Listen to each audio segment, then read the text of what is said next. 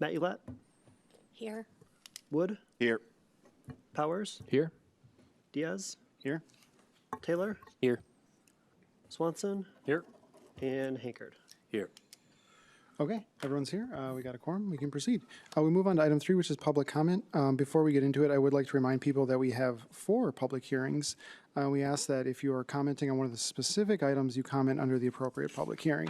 So if you're here to talk about TID 8, the extra drive-through lane at 430 East Verona Avenue, the Culver's thing, the Bacchus property, or the zoning text amendment to modify sections of the zoning ordinance relating to specific accessory use standards, off-street parking requirements, and definitions, we ask that you specifically testify under those.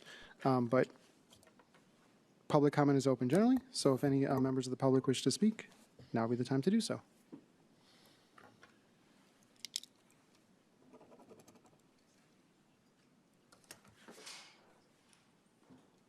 And if you could sign in as well.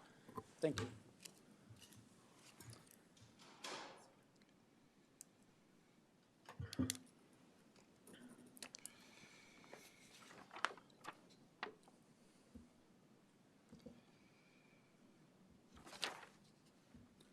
Hi, my name is Chris McGuire. This evening we'll be joined by Jamie and Adam Porter, who are the owners of the Culver's Restaurant. We're also joined this evening by Corey Anderson of General Engineering and Brittany Rosard from my team. And we're very grateful for the opportunity to see you this evening and look forward to any questions that you may have. Thank you. Thank you. I guess, again, I would remind people if you're to comment under a specific public hearing item, I guess we ask you to do under that. So, seeing no one else approaching the microphone, we will move on to item 4, which is approve the minutes from the May 4th, 2026 Plan Commission meeting. Questions, comments, corrections, or motions to approve? Move to approve. Thank you. Motion to approve by Commissioner Hankard. Is there a second? Seconded by Commissioner Wood. Last chance for corrections. Seeing no corrections. All those in favor of approving the minutes from the May 4th, 2026 Plan Commission meeting, say aye. Aye. Opposed, no. And the minutes are approved. We'll move on to item 5, which is item and public hearing regarding the review and approval of the proposed amendment of the project plan for tax incremental district number 8. Can we get a brief overview before we get into the public hearing, Mr. Sievertson? Yes, thank you. So this public hearing is being held for an amendment to the project plan for tax increment financing district number 8. Legal notice was published in the Verona Press, and we have Todd Taves with Ellers who will be doing the presentation. Thank you. With that, I will move we open the public hearing on this topic. Is there a second?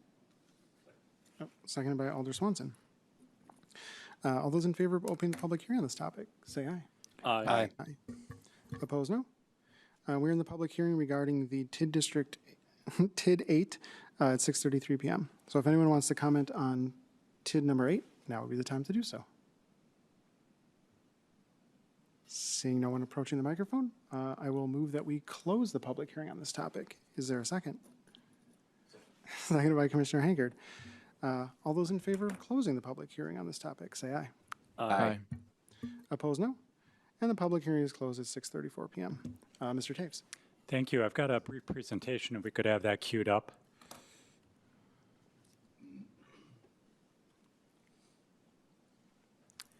So Todd Taves from Ellers, we're the city's financial advisor. I'm going to give a brief overview of a proposed amendment to the city's existing tax incremental district number 8. By statute, before a TID action can be considered by the Common Council, it must go to the Plan Commission by statute.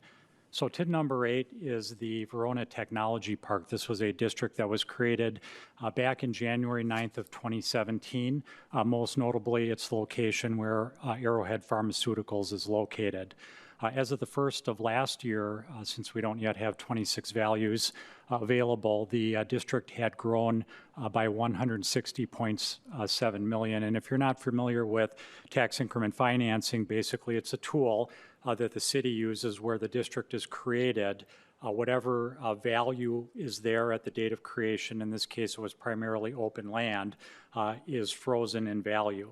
Anything that happens prospectively is captured as increment, and the additional taxes raised on that new value basically goes back into the district to fund costs associated with making that development happen, in particular things like public infrastructure and development incentives. During the life of a tax increment district, the city has the opportunity to amend the project plan. The project plan is basically the game plan for what the city intends to do as far as projects and what it expects for development. So again, this district created in 2017 has been around for 8-9 years, and based on where things have progressed and based on conversations that the city has had with Arrowhead, which is interested in doing a future expansion, the city has determined that it needs to add certain costs to the plan. The plan, as it's written right now, includes $18.4 million in costs. This amendment would raise that total to $46.1 million.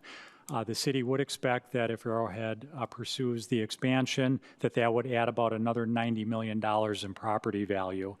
This amendment, unlike some amendments, would not change the boundaries of the district, simply would again change that game plan for what the city intends to do within the TID and the areas around it.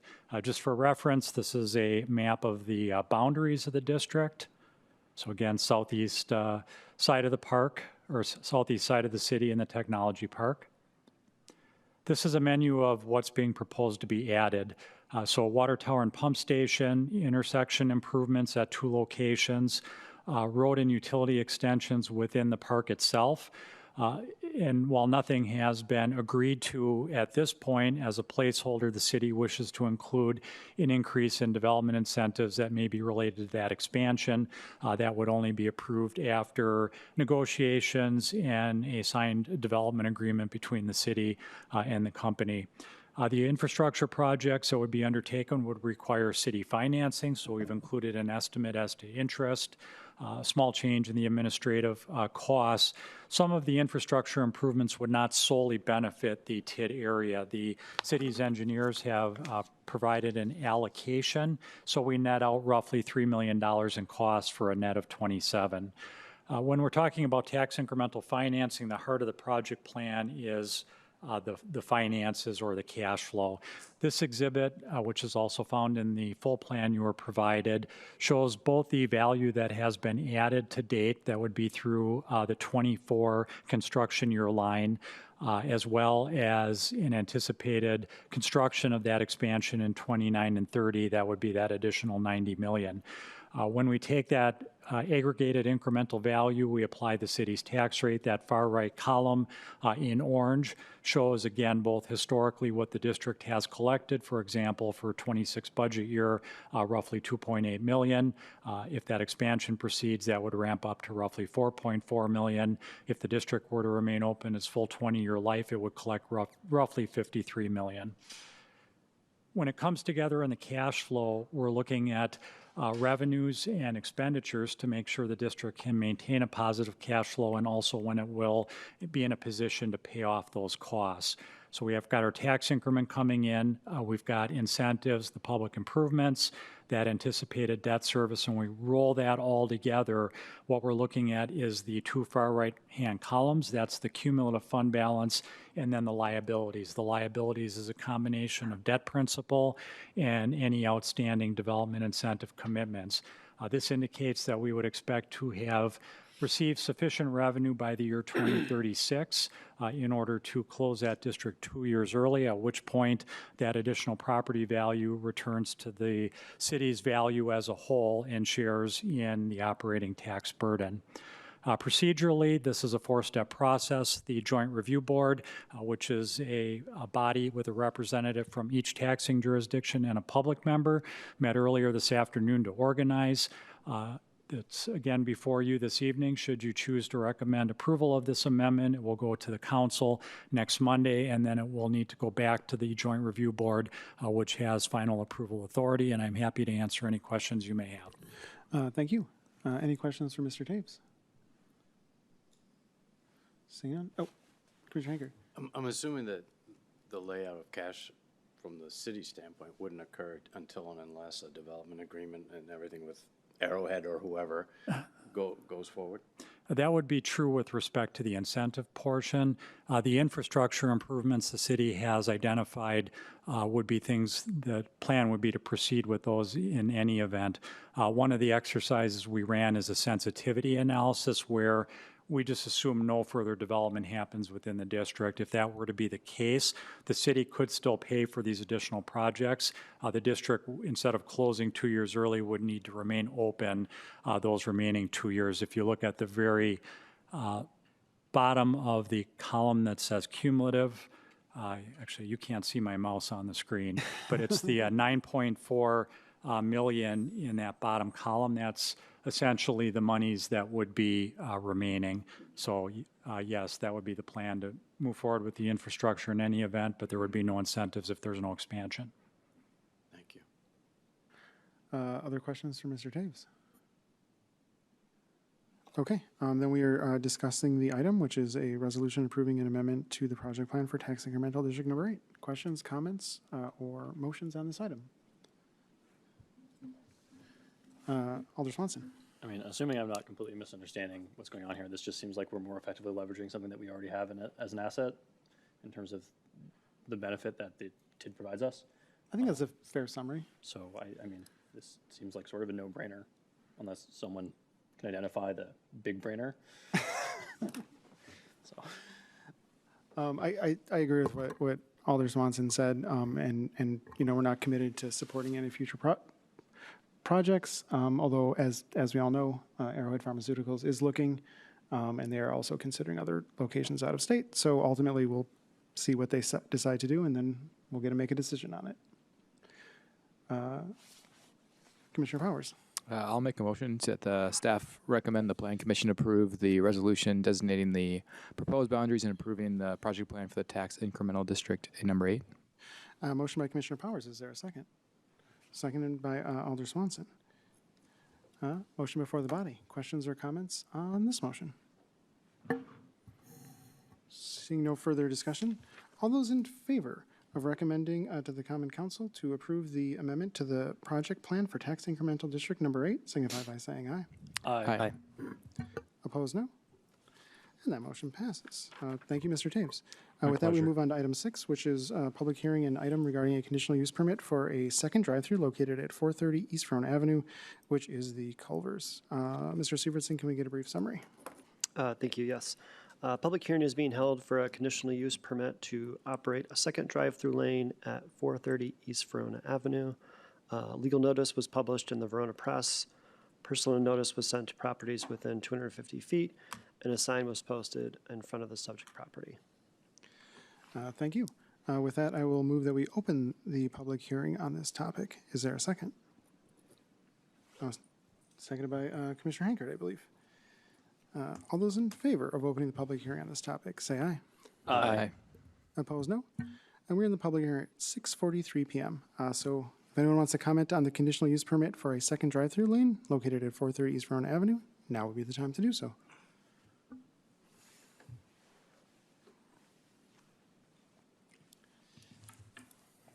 Chris McGuire again. I want to apologize. I misunderstood the instructions from Lucas earlier. I had a job in St. Louis a few months back that you had introduced it beforehand, and it just struck me odd. But okay, so I'm sorry for that. So I'm joined here this evening by Jamie and Adam Porter, with who are the owners, Corey Anderson, the engineer on the project, as well as Brittany from my team, who does the permit and coordinating. And be happy to answer any questions that you may have about the proposed project. Excellent. Thank you. If there are any questions, we will call you up. Thank you. Still in the public hearing regarding the second drive-through lane. So if anyone else wants to comment on it, now would be the time to do so. Seeing no one else approaching the microphone, I will move that we close the public hearing on this topic. Is there a second? Seconded by Commissioner Powers. All those in favor of closing the public hearing on this topic, say aye. Aye. Opposed, no. And the public hearing is closed at 6:44 p.m. Mr. Sievertson. Thank you. The applicant is requesting a conditional use permit and site plan to add a second drive-through lane increase parking and modify the site circulation. The subject property is located on East Verona Avenue in the Central Commercial Zoning District, just north of where we sit right now. The proposed plan shows the additional drive-through, modified parking area, and circulation. This application was initially submitted to staff and showed the additional drive-through, but did not have modifications to the parking, as well as some of the stacking spaces once you get past the payment location. So we had asked for a few things. One, additional landscaping. Two, so that make sure that no parking was lost. One of the components of this proposal is to, let me just get my pointer. So over here, this is currently parking, and their proposal, which made perfect sense to staff, was to remove that parking because it's quite frequently blocked by the drive-through lane. And so by moving the accessible parking spaces over here provides better access to those spaces at any given time. In addition, they shifted the parking lot slightly south. That added additional room for them to add parking spaces in the lot. So they're going from 39 parking spaces to 45, and then they're also able to add a second drive-through lane, so providing additional stacking so that people aren't backing up out onto Verona Avenue, which I haven't witnessed, but I hear it happens not infrequently. So I know staff, especially our police department, were happy to see this this improvement being made. So given the additional parking, the additional stacking, and improved circulation, staff is supportive and recommend approval of the site plan and conditional use permit. Thank you. Questions, comments? We will consider the conditional use permit first, of course, but questions, comments, or motions on this item? Commissioner Wood. I do have a question for the applicant. Wondering if the outdoor seating area that's currently there is being eliminated, or if that's being shifted to where the handicap parking currently is.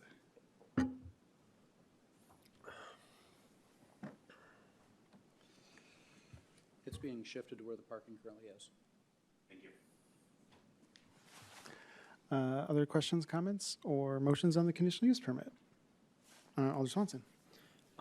As someone that has made the grievous error of trying to drive through that lot at peak times, if nothing else, having the additional lane means that I'm less worried about the crush in the parking lot itself. I mean, I think for safety purposes, that makes this fairly appealing to me, even beyond acknowledging the fact that Culver's has an enormous amount of business, and that this will, I think, reasonably improve the quality of life for anyone trying to exhibit their patronage there. So I mean, I don't have it. I think this is fine to approve. Other questions or comments? I guess I'll call on myself, and I will move that we recommend to the Common Council to approve the conditional use permit for a second drive-through located at 430 East Verona Avenue. Is there a second? Second by Commissioner Powers. Motion before the body. Any questions or comments on this motion? Mr. Hanker. If just a question, I was looking at the packet here. Were you supposed to approve the site plan amendment first before the conditional use? Yeah, it doesn't match. The agenda that I have has the conditional use permit Okay, first. all right, that's So- all. Just making sure. Well, I wouldn't want to forget it, so. Other questions or comments? Seeing none. All those in favor of recommending to the Common Council to approve the conditional use permit for a second drive-through located at 430 East Verona Avenue signify by saying aye. Aye. Opposed, no. And that motion passes. Now we will go on to item 6B, which is a discussion and possible action regarding the site plan amendment for additional drive-through lane and modifications to the parking lot, patio, and landscaping. Commissioner Powers. I'll move to approve the site plan amendment for 430 East Verona Avenue. Motion by Commissioner Powers. Is there a second? Second by Alder Swanson. Motion before the body. Questions or comments on this motion? Seeing no further discussion, all those in favor of approving the site plan amendment for 430 East Verona Avenue signify by saying aye. Aye. Opposed, no. And that motion passes. With that, we'll move on to item 7, which is regarding the comprehensive plan amendment to designate approximately 15 acres of land as multifamily, a zoning map amendment to rezone property to urban residential, a conditional use permit for an apartment/condominium complex land use, and a conditional use permit to exceed the maximum height requirement of 35 feet in the urban residential zoning district for a 257-unit apartment and townhome complex located east of Blue Ice Pass and west of County Highway M, known as the Backus property. Can we get a brief overview before we get into the public hearing? Mr. Severson. Yes, thank you. So this public hearing, as the mayor said, is being held for a comprehensive plan amendment, zoning map amendment, conditional use permits, and conditional use permits to permit the construction of a 257-unit apartment and townhome complex. The property located east of Blue Ice Pass and west of County Highway M. Legal notice was published in the Verona Press on April 30th, May 14th, and May 21st. Personal notice of the conditional use and zoning map amendment was sent to properties within 250 feet, and a sign was posted in front of the subject property. Thank you. With that, I will move to open the public hearing on this topic. Is there a second? Seconded by Alder Swanson. All those in favor of opening the public hearing on this topic, say aye. Aye. Opposed, no. And we're in the public hearing regarding the Backus property at 6:52 p.m. So if anyone wishes to speak, now would be the time to do so.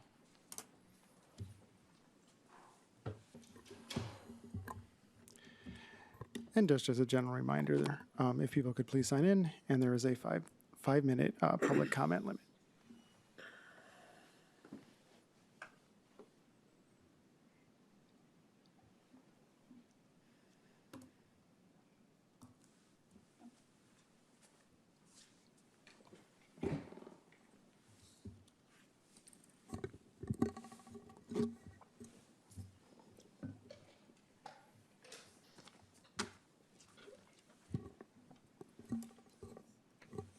Good evening. My name is Tony DeRosa with Fiduciary Real Estate Development, and thank you for the opportunity to be before you tonight to present Main Street Station.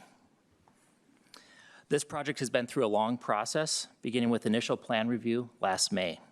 While no formal vote occurred at the concept meetings last May, there was strong support for the project. The project was expected to proceed last fall, but a public notice issue delayed the hearings. After that delay, we continued to hear from neighbors and held a second neighborhood meeting in December with the 3 neighboring property owners who had been most vocal and most directly impacted by the proposal. We listened carefully to their concerns and studied whether a scaled-back concept could create a workable path forward. Through that process, it became clear that the feedback was not necessarily uniform. Some concerns related to building placement, some related to scale, and some reflected opposition to any multifamily development on the property whatsoever. In March, after additional analysis and several iterations of various site plan ideas, we formally withdrew because a reduced plan cannot responsibly carry the fixed infrastructure costs, and it was clear that even a reduced size project would not satisfy all neighbors. When we used the word responsible at that time, we meant financially and practically responsible in light of site constraints, infrastructure obligations, and a lack of a feasible path to consensus. After that withdrawal, we did have follow-up conversations with city officials. Those conversations reinforced 2 points. First, that Verona continues to need high-quality multifamily housing as a growing city. And second, that this application had truly not been considered or decided on based on its merits because the public meetings never took place last year. After further internal review, we elected to resubmit the original development plan and ask that it be evaluated publicly under the city's normal review process. This is not a simple flat site where costs scale down proportionately with the unit mix or density. The project must carry approximately 1,400 linear feet of public roadway and utility extensions. The project also includes major intersection improvements. The site also has a restrictive closed watershed stormwater requirement, and with the northwest portion of the site having the most infiltratable soils, along with being the low part of the site, the northwest portion of this property is the feasible location for stormwater management. The north end of the site has the highest water table conditions, preventing us from placing the 3-story buildings in that location. The site also has significant grade change of over 40 feet from north to south. These fixed costs are why a smaller project may sound appealing, but is not economically buildable. This plan is a result of studying multiple iterations and testing what can work within the site constraints. As you can see from this slide, setbacks on the west, east, and south sides all significantly exceed the zoning requirements. When you look at the distance between our proposed buildings and the homes to the south, those distances are roughly between 190 to 260 feet, with our buildings sitting significantly lower than the homes at the top of the hill. This view highlights the relationship between the project, the street, and our multi-use path network proposed. This is a visual gateway into the community and demonstrates the quality level intended for the project.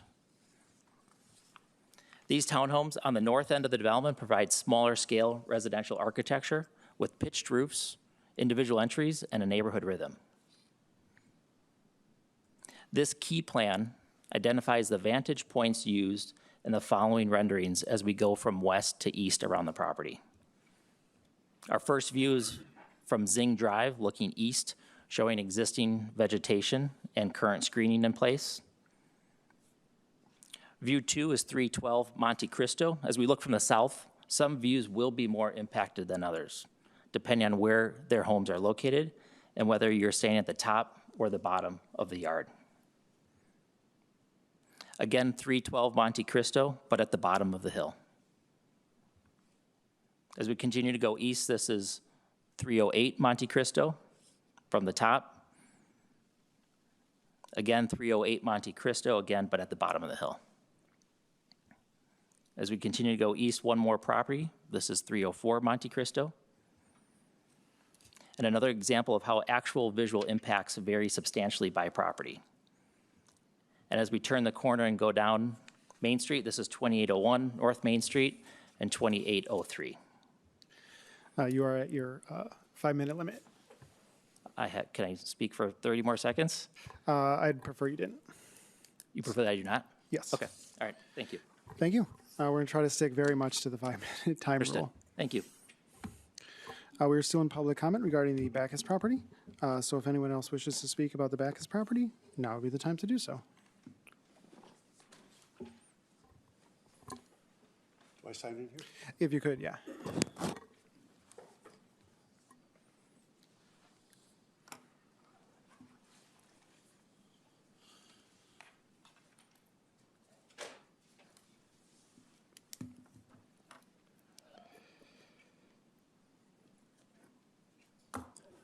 Hello, my name is Robert Krems, and I live at 210 Monte Cristo Circle, which is next to the 3 houses that the gentleman was talking about were most impacted.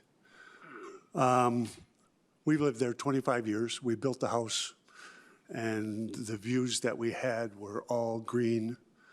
I could see the golf course, the U Ridge Golf Course, and still can, just over the tops of the apartment buildings that were built along PD. I have noticed since those apartment buildings and townhouses that have been built, that in the wintertime, when the trees are devoid of leaves, that I have significant light pollution coming in my bedroom windows at night. And I say significant because 0 versus any is significant to me, and I'm sure to the other residents along that street. Now, I'll clarify that I just sold my house. I have an accepted offer for $950,000. And I don't think people that own an almost $1 million home want an apartment complex right behind them, that there'll be even more light pollution, there'll be more noise, the construction will be at least 2 years that they'll have to listen to. I hear the hammering going on in the houses that are farther away from me during the day, putting roofs on and the construction material and the trucks coming in and backing up with the beep, beep, beep. And they don't always keep to the recommended schedules of 7 to whatever it is, 5 p.m. for quiet. I hear them at 6 a.m. I understand that there may be needs for additional apartment complexes, but I think there's other areas that would be better served. Along Highway M, there's a whole slew of properties that is next to a road and would not significantly affect residential properties. And I think that the property values are going to be significantly impacted by the rest of the houses in that neighborhood. The light pollution, the potential noise pollution of people out on their patios, having a beer, listening to music. It's elevated, so you're going to be directed right at you. It's not going to be down unless it is the first floor people. I didn't really prepare anything today. I'm just voicing my concerns and my opinions, that had I been staying, I'd be very upset about this project.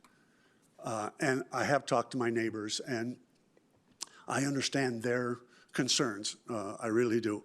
And I would like to see, and I know you've looked at modifying it.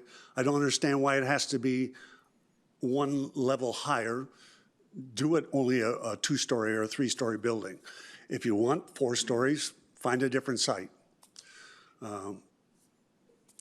That's pretty much it. Thank you for listening. Thank you. We're still in public comment regarding the Bacchus property, so if anyone else wishes to speak.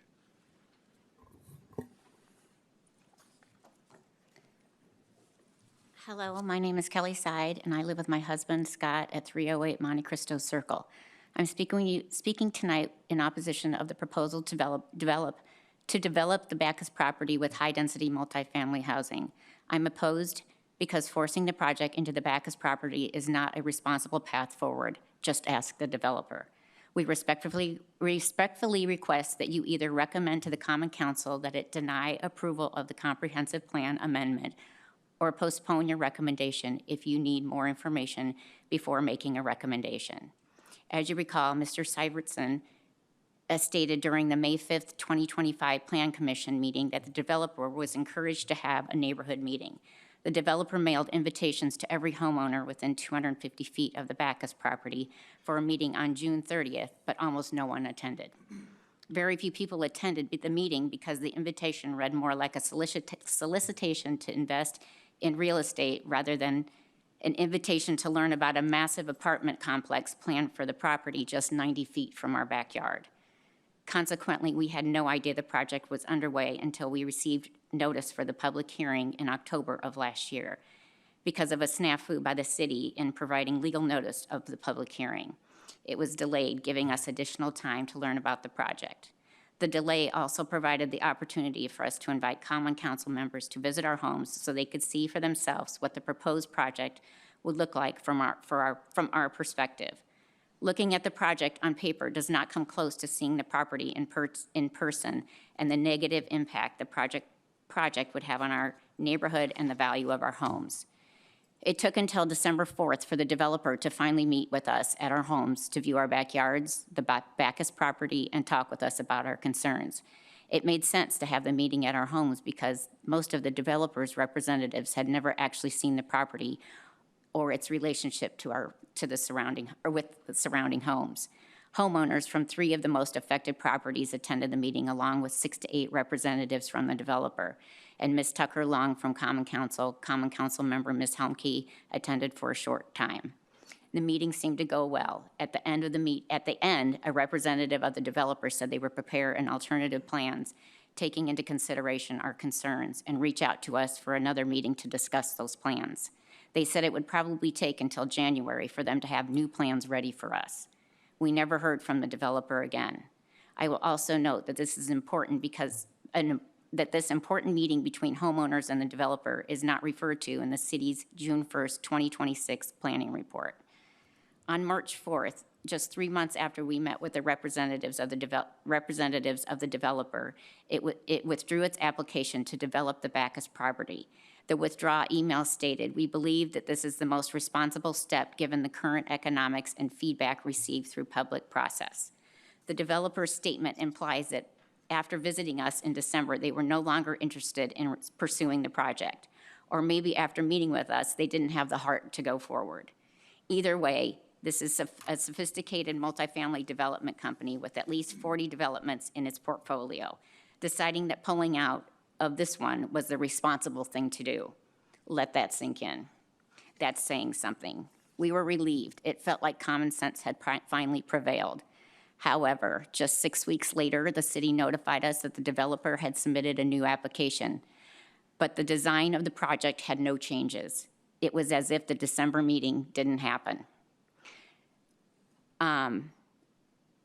It is the very same project that the developer abandoned because it was the responsible thing to do. Please tell the Common Council that the neighboring homeowners deserve meaningful input into any project on the Bacchus property, including this one.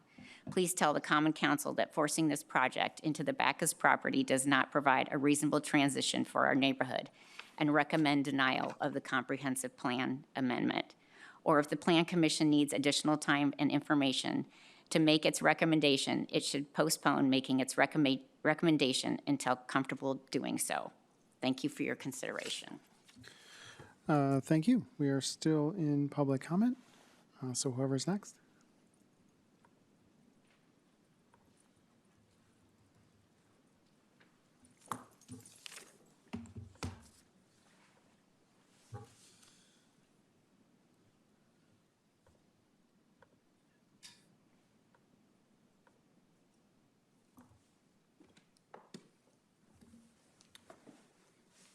Good evening, and thank you for your time. Our neighbors, Bob Cravens and Dana Barr, are on vacation this week and next, so they emailed statements and asked me to read them into the record on their behalf. I'll start with Bob.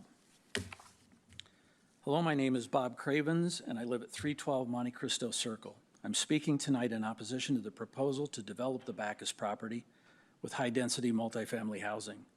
I'm opposed because it ignores our justifiable reliance on the city's comprehensive plan.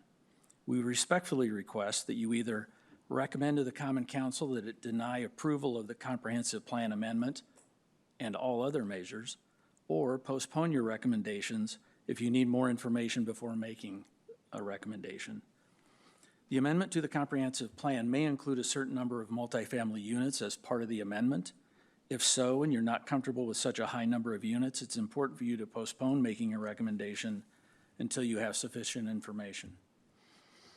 We purchased our home at 312 Monte Cristo Circle in February of 2008 after confirming via direct email with the City of Verona that plans for the property to the north of our home included commercial development along Highway M and single-family homes in the area directly to the north of our home.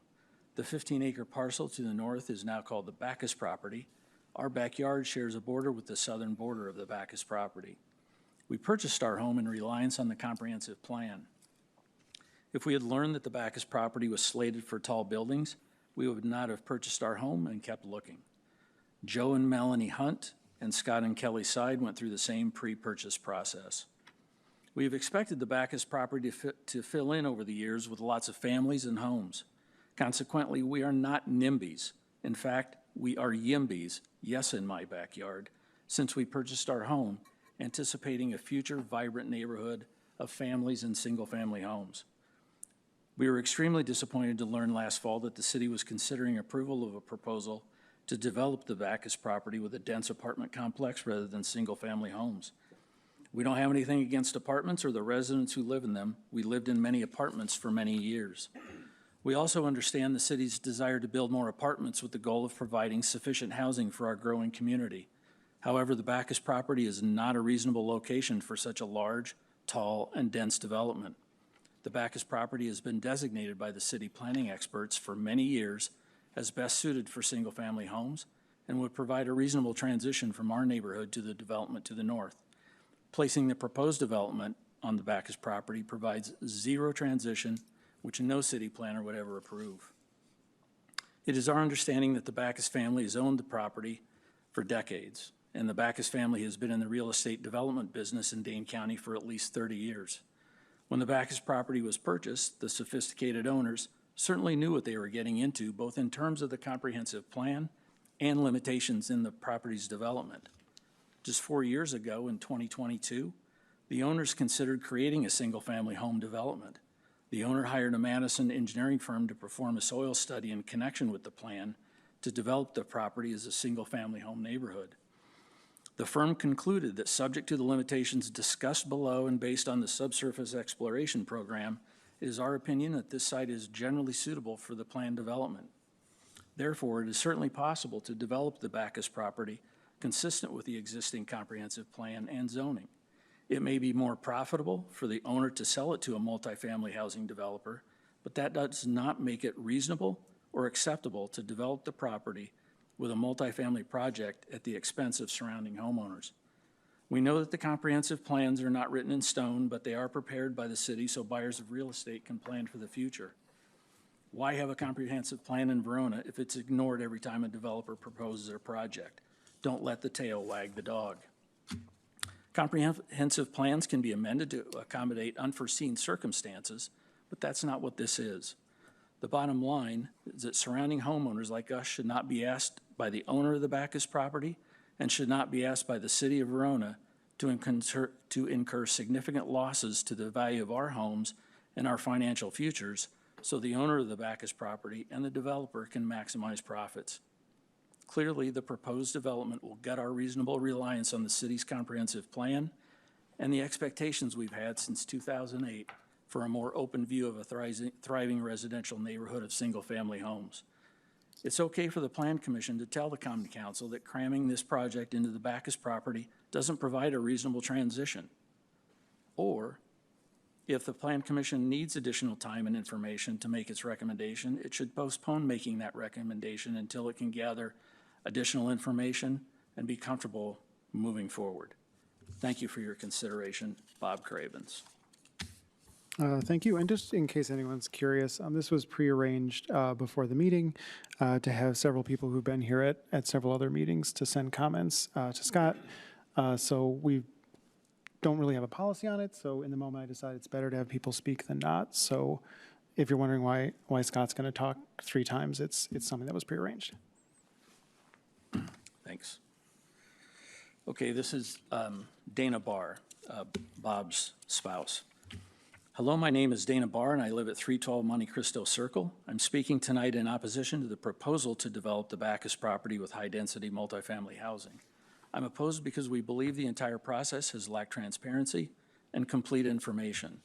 To that end, we respectfully request that you either recommend to the Common Council that it deny approval of the comprehensive plan amendment and other measures, or postpone your recommendation if you need more information before making a recommendation. As you know, the Plan Commission initially reviewed the proposed project in May of 2025. When presenting the planning report, Mr. Syvertson stated he was looking for a few recommendations, including if you supported this multifamily housing project on the Bacchus property. But it wasn't made clear the reason that he was asking, because the development would be extremely intrusive for neighboring homeowners. But because that was not explained, it appeared that most of you really didn't consider how it might impact neighboring homeowners.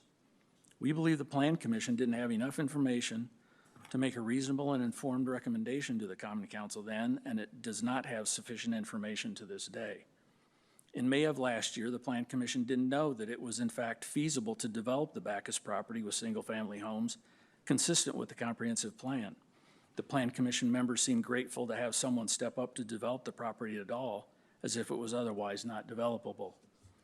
Despite the massive impact this project would have on neighboring homeowners, there was almost no discussion about it until Mr. Hankard asked Mr. Syvertson if there had been any public outreach to adjacent landowners asking, do they know that this is coming? In response, Mr. Syvertson told Mr. Hankard that after the Plan Commission and Common Council review the plans, city staff is recommending that the developer set up a neighborhood meeting. Mr. Hankard then added, "I'm not trying to create a problem, but if they come unglued, I could get it." The proposal did not show how the project would impact neighboring homeowners because the neighboring homeowners were often hidden by the proposed materials. In fact, the graphics shown to the Plan Commission during the May 5th Plan Commission meeting had every single home to the south and west of the proposed development cropped right off. Illustrations showing the relationship between our homes and the closest buildings show a lush forest of green trees, and the commentary in the proposal describes the elevation change as natural buffering that contains mature trees that form a canopy which will enhance buffering. There are very few trees and certainly not a canopy. Plus, the fact that our homes are on a hill makes it nearly impossible to ever create an effective buffer. A 6-foot fence will do nothing, and trees planted near the apartment buildings will not create a buffer of any kind for at least 20 years. The property line of our backyard is only 95 feet from the face of the proposed 38.5-foot tall massive 3-story building. The distance from home plate to first base on a baseball field is 90 feet, to give you some perspective. That's a lot of mass, height, density, and structure just one walk to first base away from our backyards. For the homeowners to the east and west, the massive buildings will be just 30 feet away from their backyards. For perspective, the distance from the speaker's table to the back of this room is 30 feet, and the buildings will be nearly twice the height of the highest point in this room. Proposing construction of a building that tall and that close to an existing homeowner's backyard is ridiculous and completely disrespectful. Even the current renderings are created from perspectives that make buildings seem less intrusive than they would be and do not provide accurate views of what we will actually see. It is impossible to understand how close the buildings will be without visiting our properties. Plan Commission members also said that they were in favor of this project because of the need for more housing, but that's really not true. According to apartmentlist.com, the current multifamily vacancy rate in Dane County has now climbed to 9.4% and continues to climb. That's far higher than it's ever been and more than 2% higher than it was just a year ago. According to Dane County, a healthy vacancy rate is just 5%. Apartments.com shows at least 130 apartments available for rent just in the city of Verona between now and September. As you can hopefully now see, you have been asked to provide your input on a development with incomplete information. You should insist on transparency and complete information before making a recommendation for such an important matter. The Plan Commission should recommend to the Common Council that squeezing this project into the Bacchus property does not provide a reasonable transition for our neighborhood and recommend denial of the comprehensive plan amendment and related measures. Or if the Plan Commission needs additional time and information to make its recommendation, it should postpone making that recommendation until it's comfortable doing so. Thank you for your consideration. Dana Barr. Shwoo.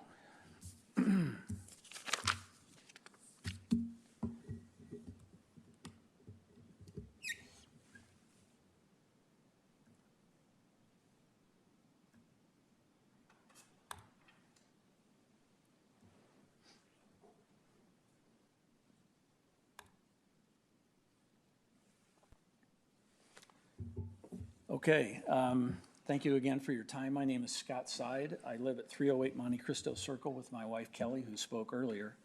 And I'm here tonight to speak in opposition to the comprehensive plan and related measures for the Bacchus property, because allowing the project as is would just not be responsible. Our request is for you to pump the brakes on the project. Please recommend to the Common Council that it either deny the amendment to the comprehensive plan and all other measures, or postpone your recommendation to gather more information and help us work toward a solution that works for everyone.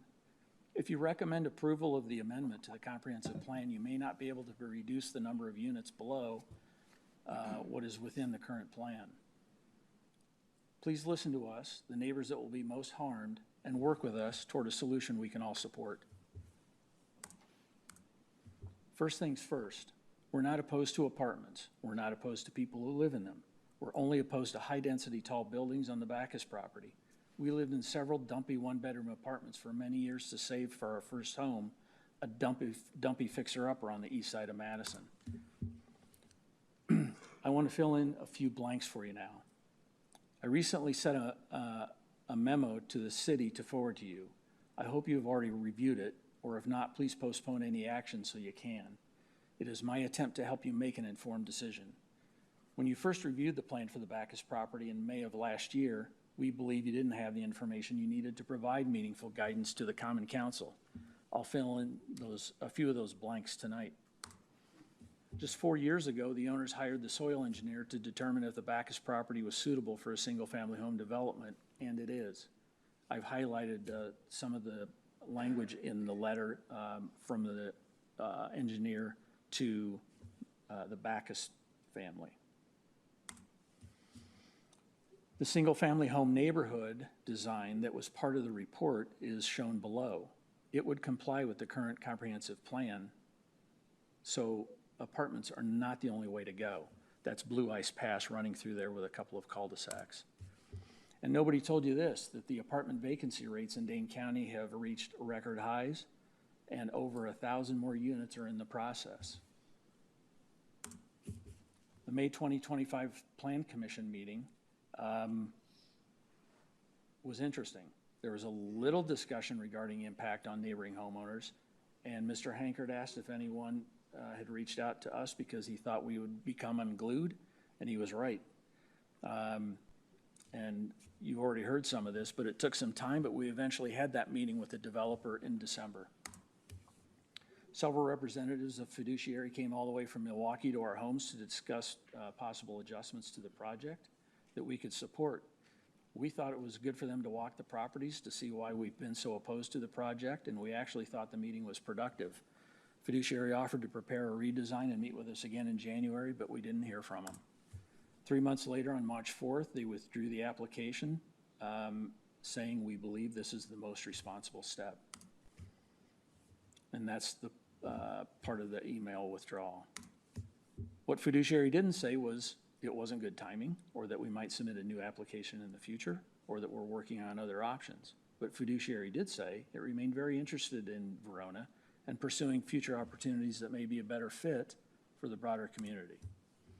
The city responded by immediately asking the developer to submit the same project it had just abandoned. This is the email that Fiduciary sent to the city reiterating the conversation that was had with the mayor. And for some reason, the message was to also not tell anyone about it. The city then emailed Fiduciary with everything they needed to submit a new application with the city's recommendations for how to handle objections from unhappy neighbors. Those recommendations included no material improvements because adding evergreen trees on the Bacchus property will accomplish nothing. The additional renderings can be helpful if they're representative of what neighboring homeowners would experience, but they're not. The ones that were shown tonight, I guarantee you do not show what it's going to look like. And I'd love to have you come out to look because you just can't know until you come out. Additional elevation information does not improve the proposed development. The buildings would be very tall and very close. The proposed design would put the 3-story buildings 90 feet from our lot line, and as I said before, 30 feet from the Hunt's lot line. So I would ask you to pump the brakes on the project and recommend to the Common Council that it either deny the amendment to the comprehensive plan and other measures or postpone your recommendation. I appreciate your time. Thank you very much. Thank you. We are still in public comment, so if anyone else wishes to comment on the Bacchus property, now would be the time to do so.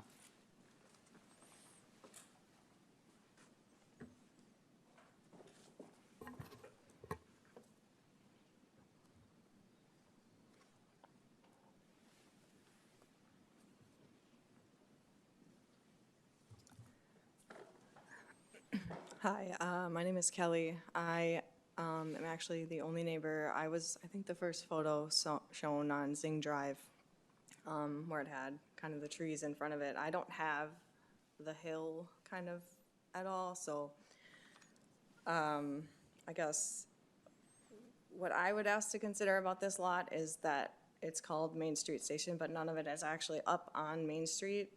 It's tucked back. I mean, I think this is kind of everyone's problem is it's in the backyards because they're unable to build. I tried to do as much research as I could into kind of like what goes into like what you guys are looking at. I emailed the mayor and he provided me with some insights. And I know that you can only approve things that are brought to you. And so like without another project, I guess I would just ask kind of what everyone else is echoing to just kind of wait. This seems like, I mean, not the ideal lot for this development. I mean, they essentially said so much themselves.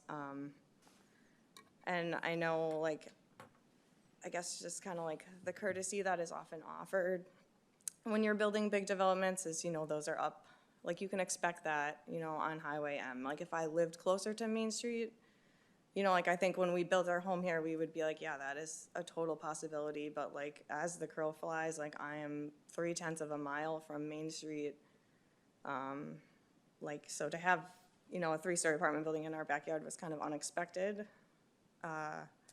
And just, I don't know, yeah, it just kind of feels like it lacks the courtesy. I had a conversation with Fiduciary at one point too, like over the phone in December, and it did seem like they were interested in working with the neighbors at that point. And I honestly hadn't heard a lot of this until tonight.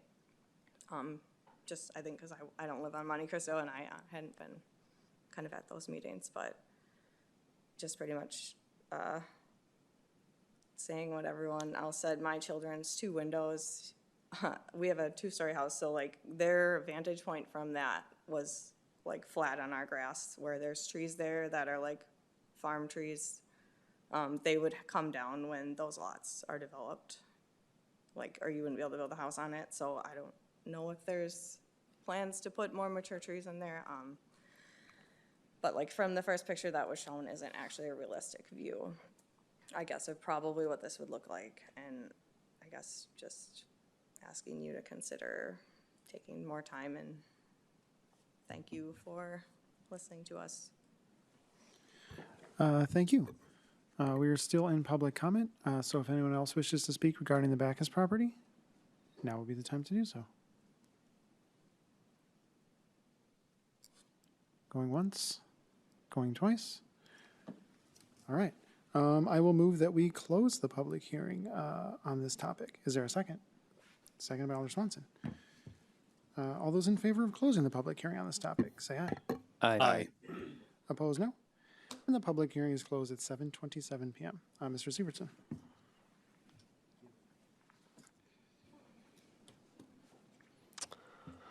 As discussed previously, the applicant is requesting approval for annexation, comprehensive plan amendment, zoning map amendment, certified survey map, site plan, and conditional use permit. The subject property is located between Blue Ice Pass and County Highway, County Highway M, and consists of approximately 15 acres currently located in the town of Verona. This property right here, I think most of you are aware of that. The property is located in Area A of the city and town boundary agreement and is allowed to be annexed by the city per that agreement. The annexation has been reviewed by the State Department of Administration and has been found by the department to be in the public interest, and therefore they have approved the annexation. The process would still need to be approved by the city, but that is one step in the process. The comprehensive plan for the subject property was most recently amended in 2015 with the adoption of the North Neighborhood Plan. The future land use map of that plan shows the subject property as suburban residential and multifamily housing. Suburban residential includes both single-family and duplex units. Multifamily includes 3-story apartments and townhomes. The proposed amendment would change the entire property to multifamily in the future land use map. When properties are annexed into the city, they are automatically zoned rural agricultural. That's the holding district for annexations. Properties are then rezoned to another district in accordance with the comprehensive plan. The requested zoning amendment would requested zoning amendment would change the zoning of the property to urban residential. So that's what's been requested. Annexation would need to occur first before the rezoning would be effective.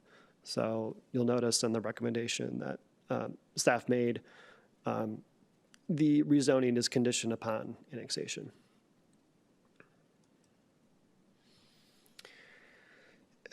The property would need to be subdivided to allow the proposed development to occur.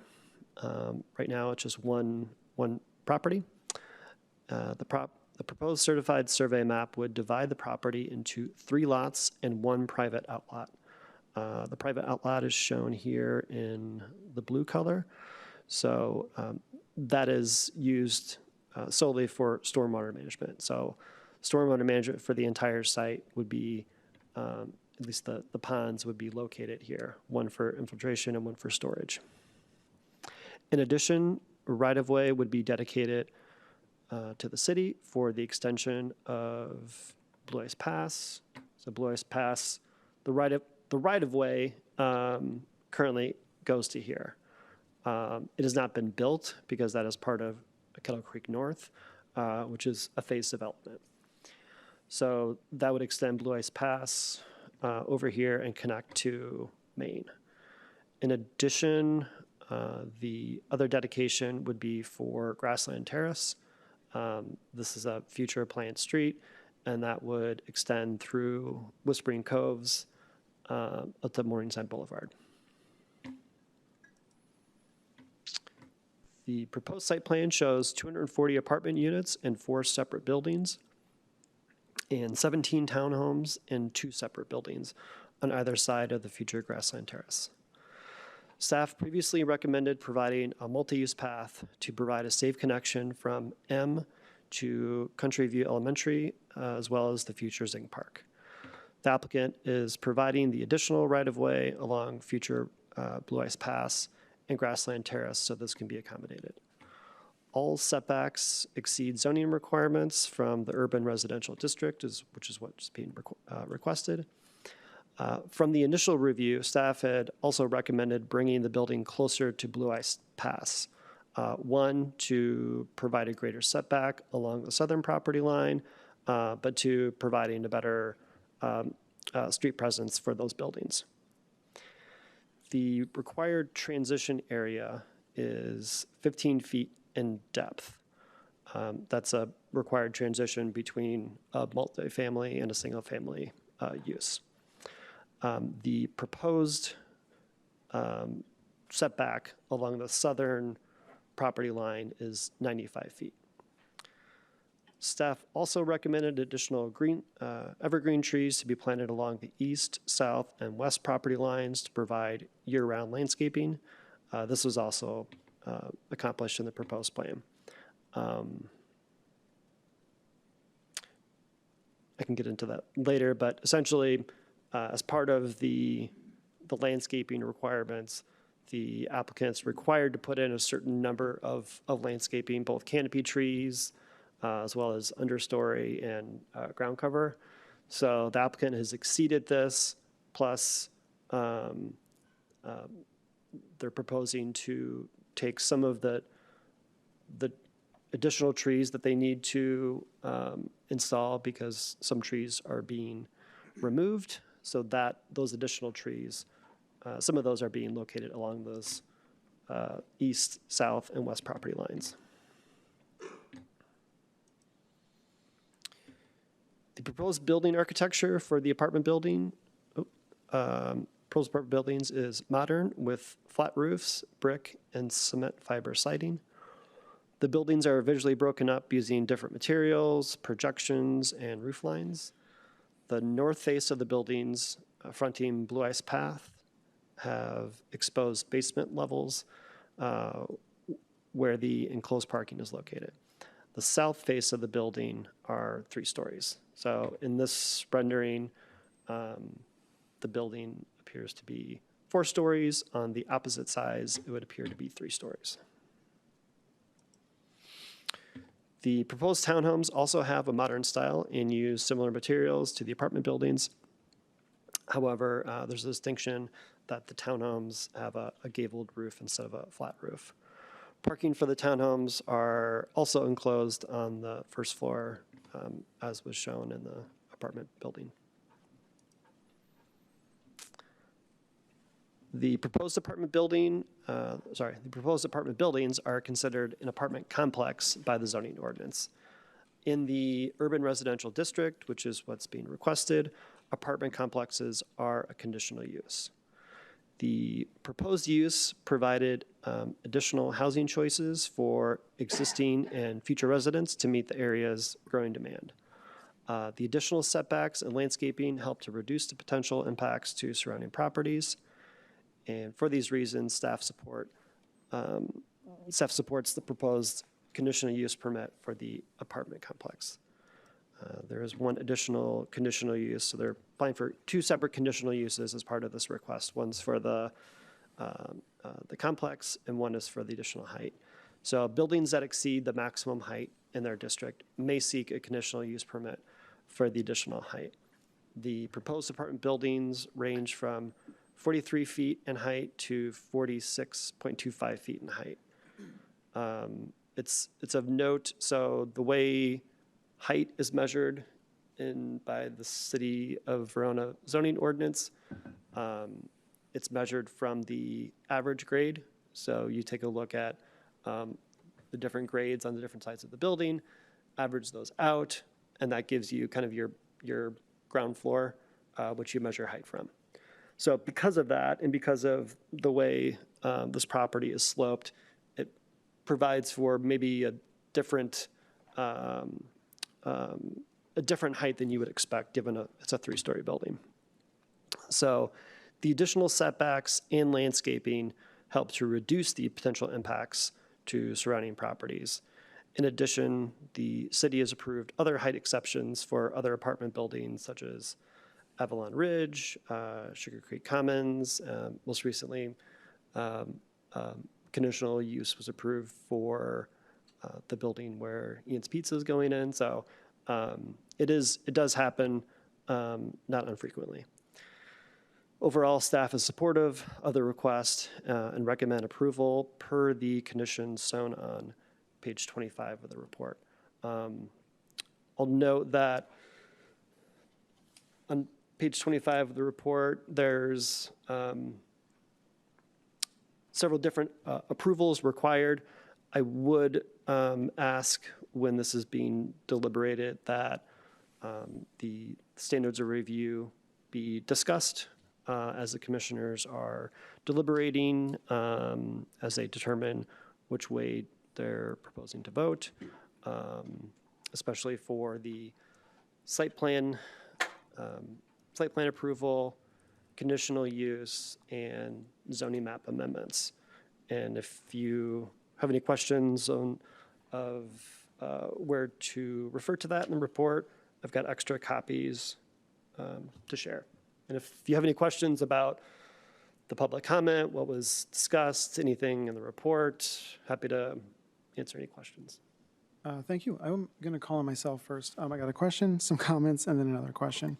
Regarding annexation, can that be considered independently of the project? Yes. Okay. And I know annexation at the council level requires 6 alders to vote for it. Do any of the other things require a supermajority, or are they all a simple majority? Simple majority. The comprehensive plan amendment, I believe that is just majority of the council. Okay. So it would not take into account if people are missing. Otherwise, most votes are majority of who's present. Gotcha. Thank you. I just wanted to make one quick note. Our city-town boundary agreement is going away in June. And my understanding of staff's opinion is that we have the legal right to perform this annexation both before and after the boundary agreement goes away. However, there is some concern that the town might interfere with it after the boundary agreement went away. I have not heard this directly from anyone on the town board, and maybe if they were here, they would tell you that's ridiculous and they have no plans. But our relationship, unfortunately, with the town board is not great right now. Hopefully, it will get better in the future. But that's just something I wanted to flag for everyone. And now to some of the comments. Yeah, so I just wanted to clarify some things from my point of view. So I did call the developer after they withdrew from this project, mainly because I was baffled that they withdrew. They did a ton of work, spent a bunch of money. They had city staff spend a bunch of time. They had elected officials spend a bunch of time. And so to me, it's like, why wouldn't you just bring it forward? Why wouldn't you just bring it forward and have a vote on it? And so I called them and basically said, hey, why wouldn't you just bring this for an up or down vote? And I want to be very clear, I never guarantee anyone's vote because it's not mine to guarantee. I don't even guarantee my own vote because sometimes people, like at the end of, when something comes final before the council or the plan commission, either staff has found something that we didn't know, a developer tries to wiggle out of their agreement, if you can believe such a thing. Sometimes stuff just comes up. So I would never even guarantee my vote because I wouldn't want to back myself into a corner where I felt like I had to back a bad project. And also, like, again, it's hard to predict how people can vote. I've spent a lot of time watching municipal government in the city of Verona, in other communities. You don't know how people are going to vote. So I never promise, like, oh, this will definitely pass or this definitely won't pass or whatever. The comment I had to Mr. Sievertson about not notifying the neighbors, that was mainly to an attempt to spare them some angst, because if the developer was going to reapply, I wouldn't want to put them on like a roller coaster where like, project's happening. No, it's not. Yes, it is. People generally don't like that. I don't know if I succeeded in sparing them any angst. I guess credit to Mr. Sievertson for working pretty much all the time, including right up to his vacation. But to me, the bigger question on this whole thing, or actually I want to make one other comment. As mayor, I spend time talking to people all the time. I talk to applicants, I talk to developers, I talk to neighbors, I talk to community groups, experts, on and on and on. So for example, the Hometown Hub project, which was before the Plan Commission a little while ago, they are taking a pause on that. They're going to wait a year and try to, focus on their main business and think about what to do afterwards. I sent them what I hope was an encouraging email saying, hey, I think your project would be great, and please keep Verona in mind in the future. And I would defend that email to anyone because I think they would be great for Verona. I mean, it doesn't guarantee my support or anyone else's. It just means I think they would be good, and I think that's within the normal lane of being a mayor. I've also met with people, along with other city staff, with Livesey Corporation. They own land out in the business park. As you probably know, we are considering putting a public works building out there. They are also, as we talked about earlier, talking about Arrowhead Pharmaceuticals being out there. So I met with them basically to represent the city's position and try to keep the project moving along. So I guess I regard that kind of stuff as something any mayor would do if they're actually working, or any village president. So that's, to me, I understand if you don't spend a lot of time looking at this, you might think it's strange, but to me, it's just part of the job, that I'm talking to people all the time. And if I wasn't talking to people, I would feel like I was slacking. But anyways, getting to the main point of whether this project is a good idea or not, I think it's a good project. Right now, there is a very high demand for housing in the city. It's the kind of thing I don't think I would realize if I wasn't mayor, if I was just, in my house pulling weeds in the yard. I don't think I would realize how bad it is out there for people who rent. I hear from people who are struggling. I hear from people who are worried if they're going to be able to afford to live in our community next year. And demand is still high. I know that people have said things during public comment about vacancy rates and how high the vacancy rates are. I have seen no corroborating evidence that that's the case. I think, like, again, I would never ask you, no offense to anyone in the audience, but I would never ask you to trust a developer. However, I will say developers are pretty good at going where demand is, because that's how they make their money. And there's a reason developers want to build constantly in Verona, whether it's single family, multifamily, townhomes, whatever, commercial, is because there's a massive amount of demand. And it really comes down to simple supply and demand. If we don't allow builders to keep up with supply, or we don't allow builders to keep supply up with demand, prices are going to go up, up, up. And for me, when people talk about Hometown USA, and it means different things to different people, but to me it means regular people can afford to live here. A middle-class person can afford to live in Verona.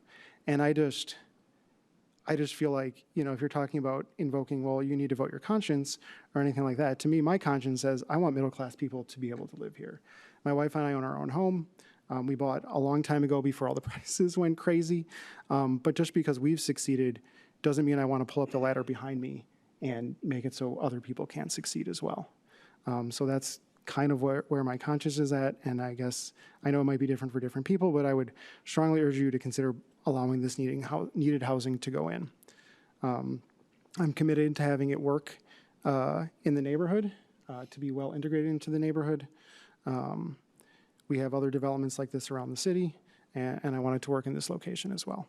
And to that end, I would like to ask Ms. Fisher a question about stormwater.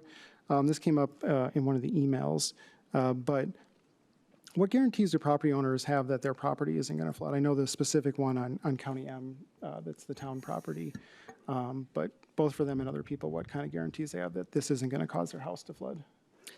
So the city has a stormwater management ordinance that that essentially dictates what developers need to hit from a stormwater management perspective.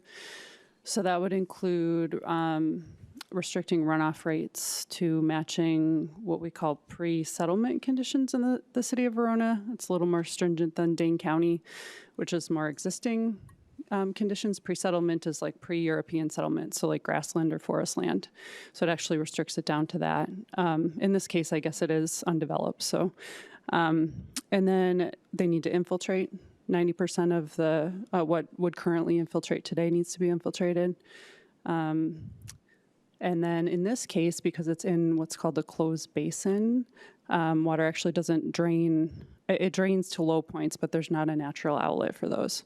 So as part of the urban service area amendment, there's additional restrictions that require that they manage that stormwater volume to the back-to-back 100-year event. So it's like getting two 100-year events, one after another. And so essentially, you know, we on the engineering side would look and make sure that they're hitting all of that. There is a low point in particular, and so that's an area that we're looking at. Right now it doesn't have an outlet, but that would be an area that we'd ask them to add an outlet so that they're you know, going to be at or below what's currently there from a water surface elevation perspective. Excellent, thank you. Other questions or comments? I would say we are, of course, on 7A, which is regarding the annexation. Questions or comments or motions? Alder Swanson. Thank you, Mr. Mayor. I mean, as far as the annexation goes, I think that makes sense. Regardless of what we decide to do with the property, I think that we are better to move now to bring this property into the city of Verona from the town of Verona. We're going to want to do something with it eventually. We're going to want it to be part of the city. And we're not going to want to have to jump through hoops dealing with the town, whatever our relationship with them is at the time. So I think that as far as 7A goes, we should move affirmatively to annex the property. Should I reserve any further comments about items a little bit further down, or I mean, you sort of wanted a little far afield too. So I would say I think I already commented on them, so I guess have at it. Okay. I think this is probably one of the few situations where I'm going to come down on the other side of the housing conversation from the mayor, which feels bad because I mean I think a lot of the parts that went into the design really appeal to me. I think it's clear that the developer put in a lot of thought in making something that within itself is well contained.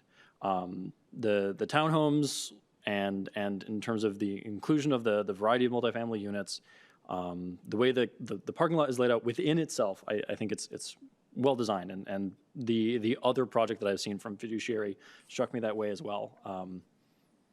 That you put in work to try and make something work as far as you having a project that succeeds.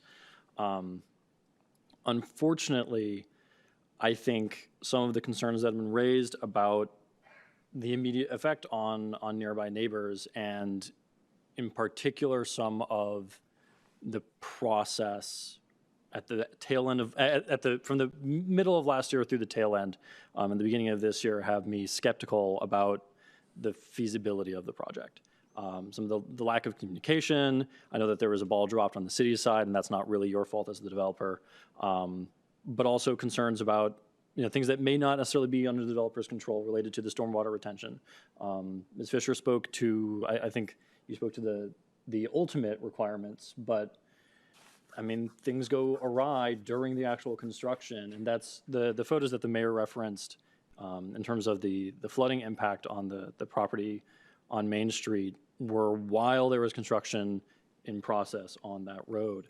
And I think the damage and the testimony of those homeowners has me deeply concerned for the damage that could be done to nearby properties based on the quality of the property. That's not to say that I don't think that multifamily shouldn't go here. I think, knowing what's in the comprehensive plan that's coming up, I know that we're already looking at a minor modification of what we're classifying this area as.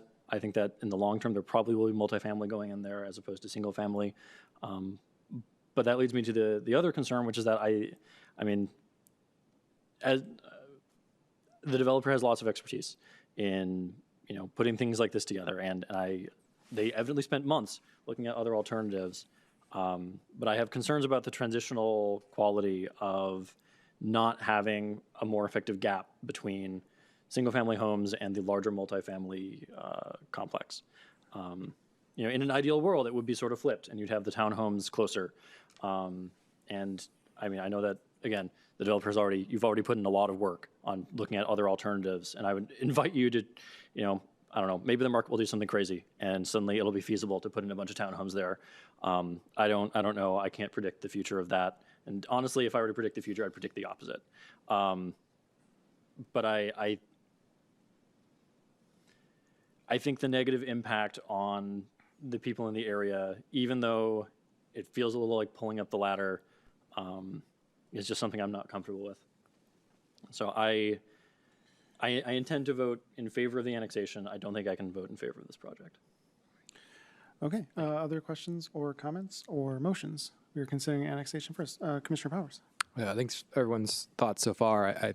I can see both sides and then also all the comments from the individuals in the community. I think in the portion of annexation, I would also agree that I would vote for it.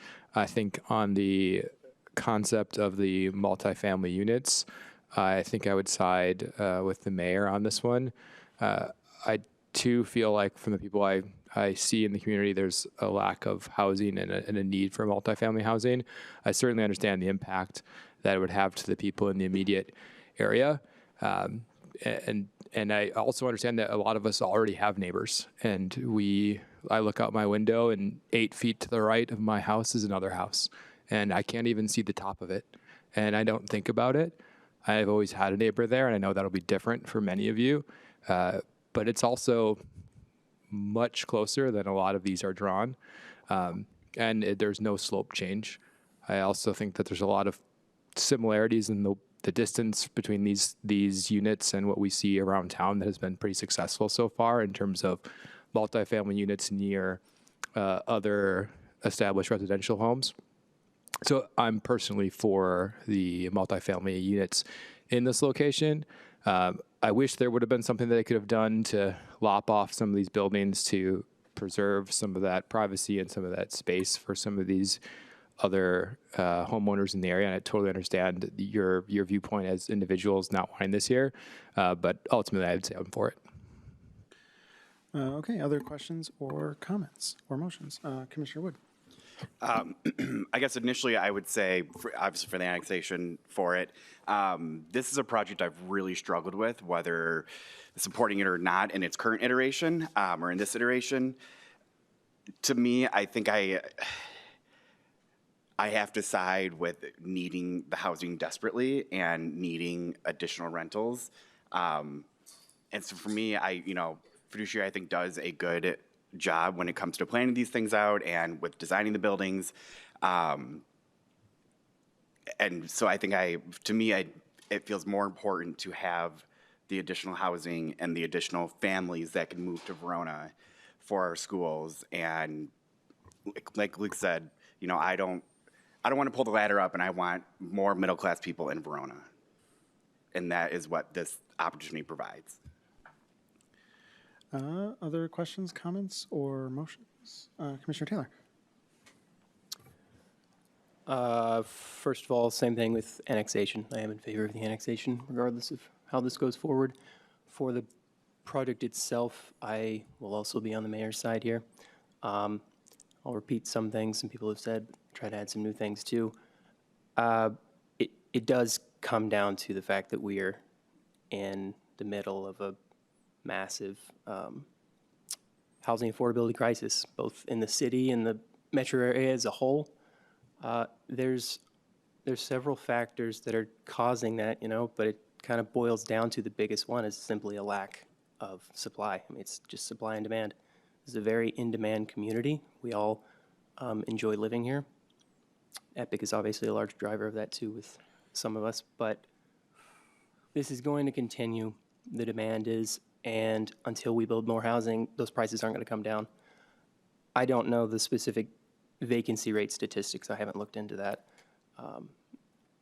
I know that's a pretty big factor in the cost of housing, but all I know is I pay $2,200 a month for a 2-bedroom here, so that sucks. And I think a lot of you who have rented, a long time ago, you weren't paying that because you weren't in this housing crisis that we're in right now.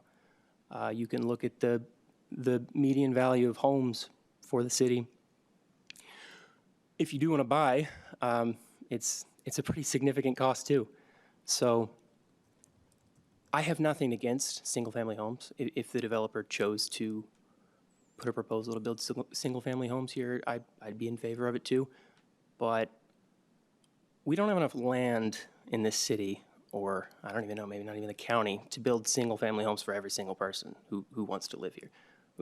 There's just physically, mathematically not enough space for that. And the introduction of any type of housing affects the market. The people who are going to be living in this building, if it is built, they won't be competing with people who are buying single-family homes. They won't be competing for older stock that's currently lower priced. One thought that I had that nobody else had said, but I was just thinking ahead here.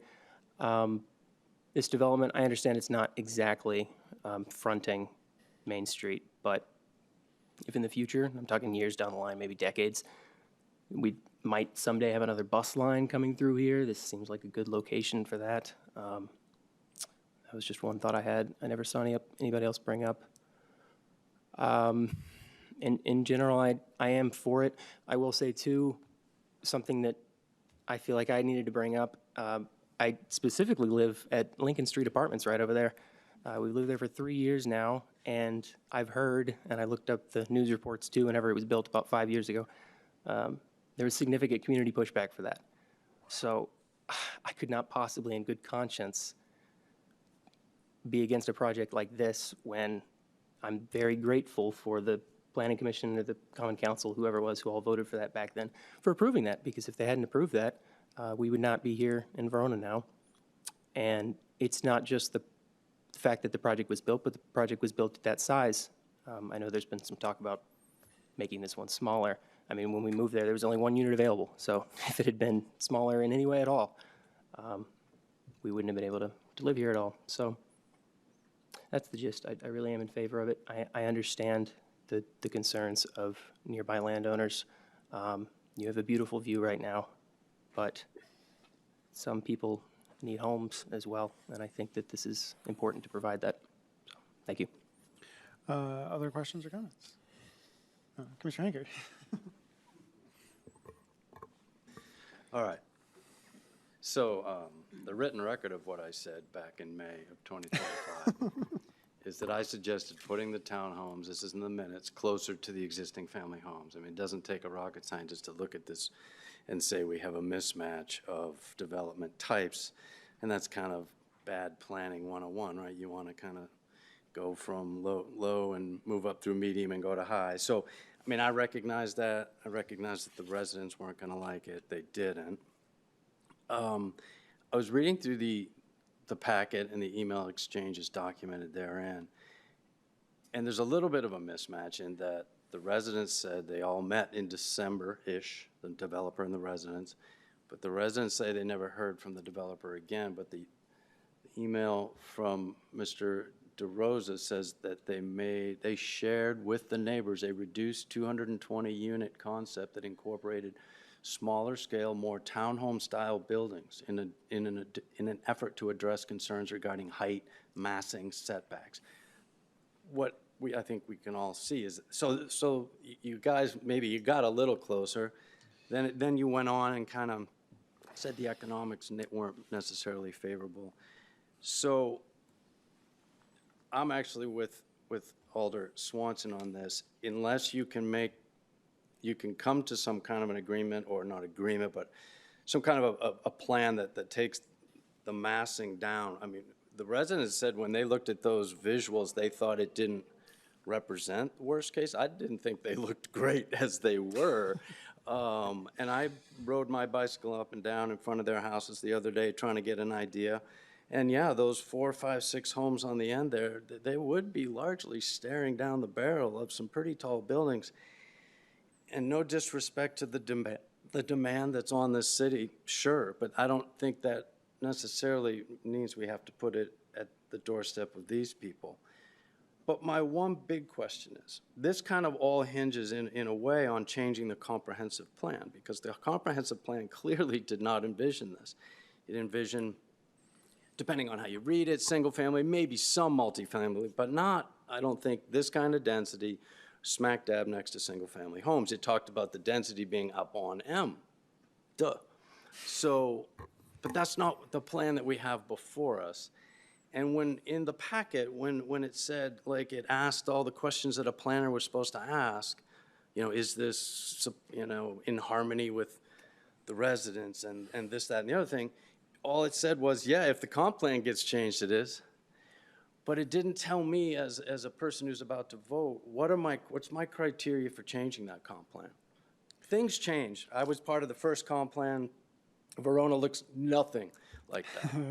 So I get it, things change, but what's changing here that is leading us to approve a fairly massive development in these people's backyards? So I guess it's a question, after all that rambling, to you, maybe Mr. Severson. Is there some criteria that I'm supposed to look at when I'm voting on changing the comprehensive plan?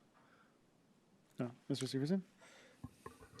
There are no specific statutory standards for comprehensive plan. The way that there are standards of review for conditional use permits or zoning map amendments or conditional use permits, they don't have the same type of standards. There are statutory requirements for what constitutes a comprehensive plan, but ultimately, it is a very, at its basic level, policy document. So the policymakers are making that decision. Because I mean, these people, at least if you take them at their word, and I do, they did the diligence that we ask a potential purchaser to do, which is find out if you don't like, because the commissioner here just mentioned the Lincoln Street Apartments. I am the neighbor there, and I'm in the second tier. I wasn't in the front row. I sat in the second row on that one. But my neighbors were the front row, and so I went through that whole process. I'd say this seems a little more dramatic to me. These buildings are closer and taller, so I guess it just seems to water the brand of the comprehensive plan. If I don't have a reason, you got to give me a reason to change it. And the demand is incredible. I get that, but I don't think it has to all go on one project. And if I may, one more thing, the economics of this are probably being skewed by the fact that they're having to give right away for this road, or that comes out of this development somehow. Is there something that's making this? You know, could they downscale it, lop a story off of those ones in the backyards of those people, and somehow get the economics to work? I don't know.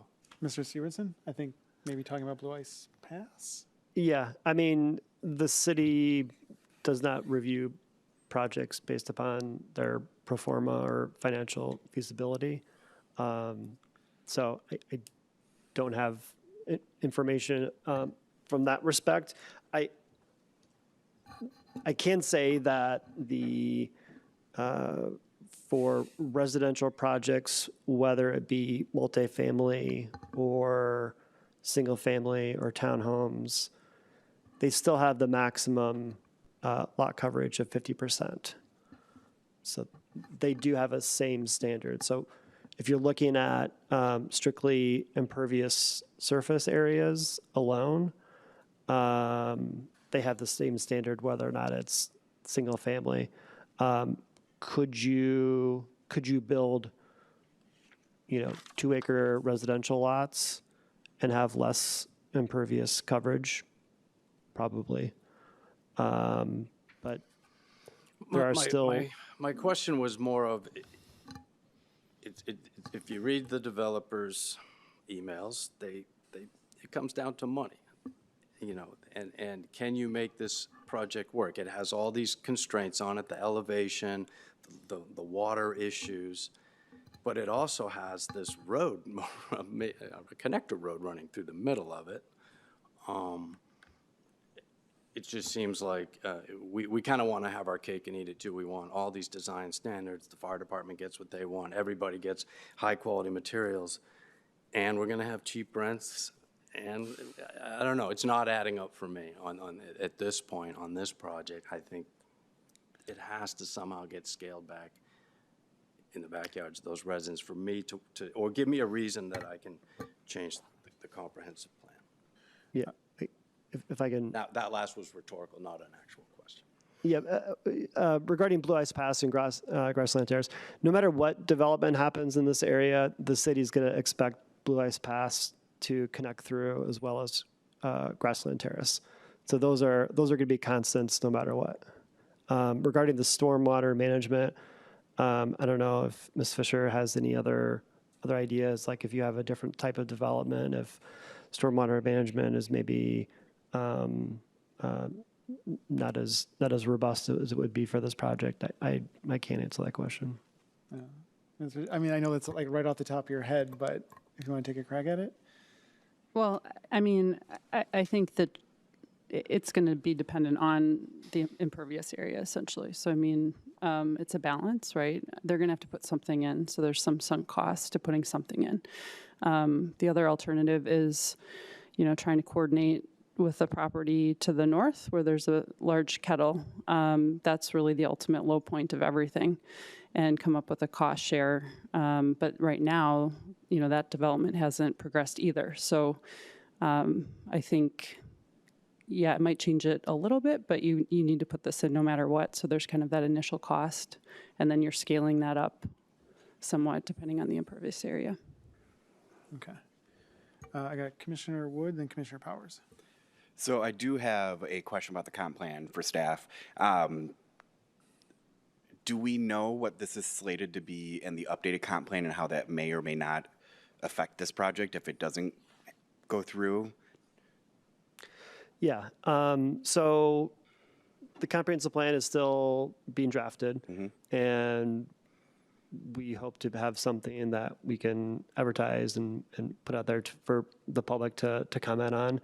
I mean, if you follow the task force meetings, it's not a secret, but it's not something that it's at the product is not at a point in which we're able to share it with the public for their general feedback. But I will say, based upon the current proposal, this area is shown as being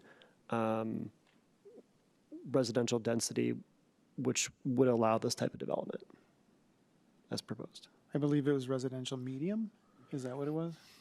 Okay, yeah. And then, so I guess the other thing I think about when I think about a property like this, I think about the classic apartments, which are 3 stories, same grade, and the houses are about 120 feet from them.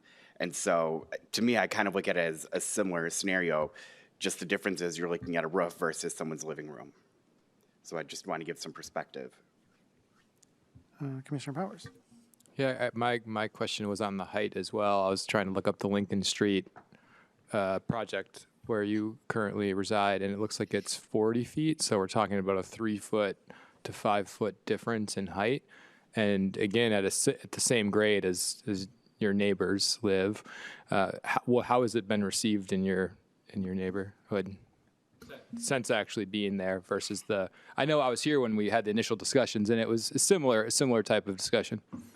Well, there's a reason why the front row of neighbors is coming before us and nobody else, or at least that's what it appears. Maybe they've given comment. I don't mean to demean their lack of participation, but the reason the front row is here is very palpable. So my house, I can sit on my porch, I did it this afternoon, reading this lovely packet, and I can look out and see these apartments.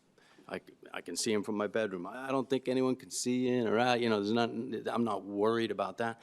But my neighbors have a much more of a right there viewpoint. So they're not here. I don't often get into their backyards, but I can tell it would be a much different story over there. Has anyone sold their house? No. Did they complain about it at street parties? Not to my knowledge, no. I don't think it's been a horrible thing, but they might individually have their own opinions, I'm sure. Other questions, comments, or Alder Swanson? I mean, I guess I can weigh in with a thought on some of the higher height buildings, because a couple of those that have been cited are in my district. I mean, you have you have like the Mill District buildings that are over off of West Verona Ave, or sort of curling around Marietta and down Church. And yes, those are taller buildings, but those are also going in places where there was already some level of development. Buildings already existed there. As far as the Mill District goes, that's across Verona Ave from at least one of the buildings across the street from it is a business, right? So it's not as dramatically affecting a resident's quiet enjoyment, which I think I'm probably deliberately misusing that term. The Classic is I think significantly more of a good example of this, of a relatively high building with neighbors right there in the backyard. And I know that was fairly contentious. I think it's been a net benefit from the city. I think we miss Doc's Classic, but I do think that has been a benefit. But at the same time, like pointing out Sugar Creek Commons as an alternative, well, it's all businesses adjacent to that, right? It's right next to St. Vinny's and a great big open parking lot. It's across the street from like the Subway and UW Health, So those buildings, they're higher, but they aren't necessarily affecting residential plots in the same way. I don't know if I am comfortable drawing other people's conclusions for them from that, but I figured I might put some thoughts in on that. Other questions, comments, or motions? We are on 7A, which is regarding the annexation.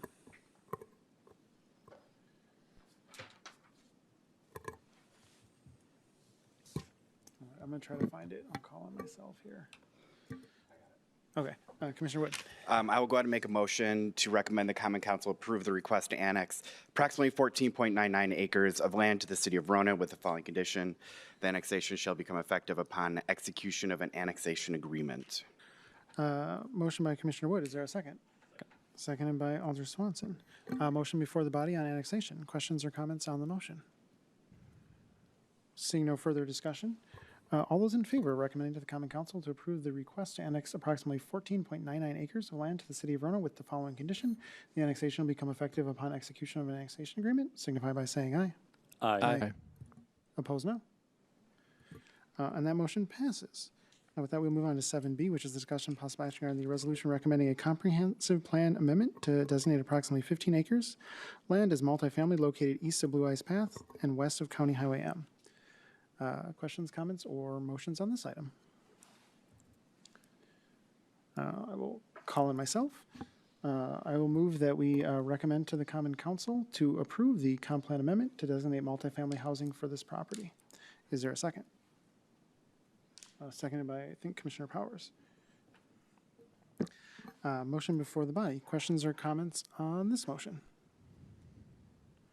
Seeing no further discussion.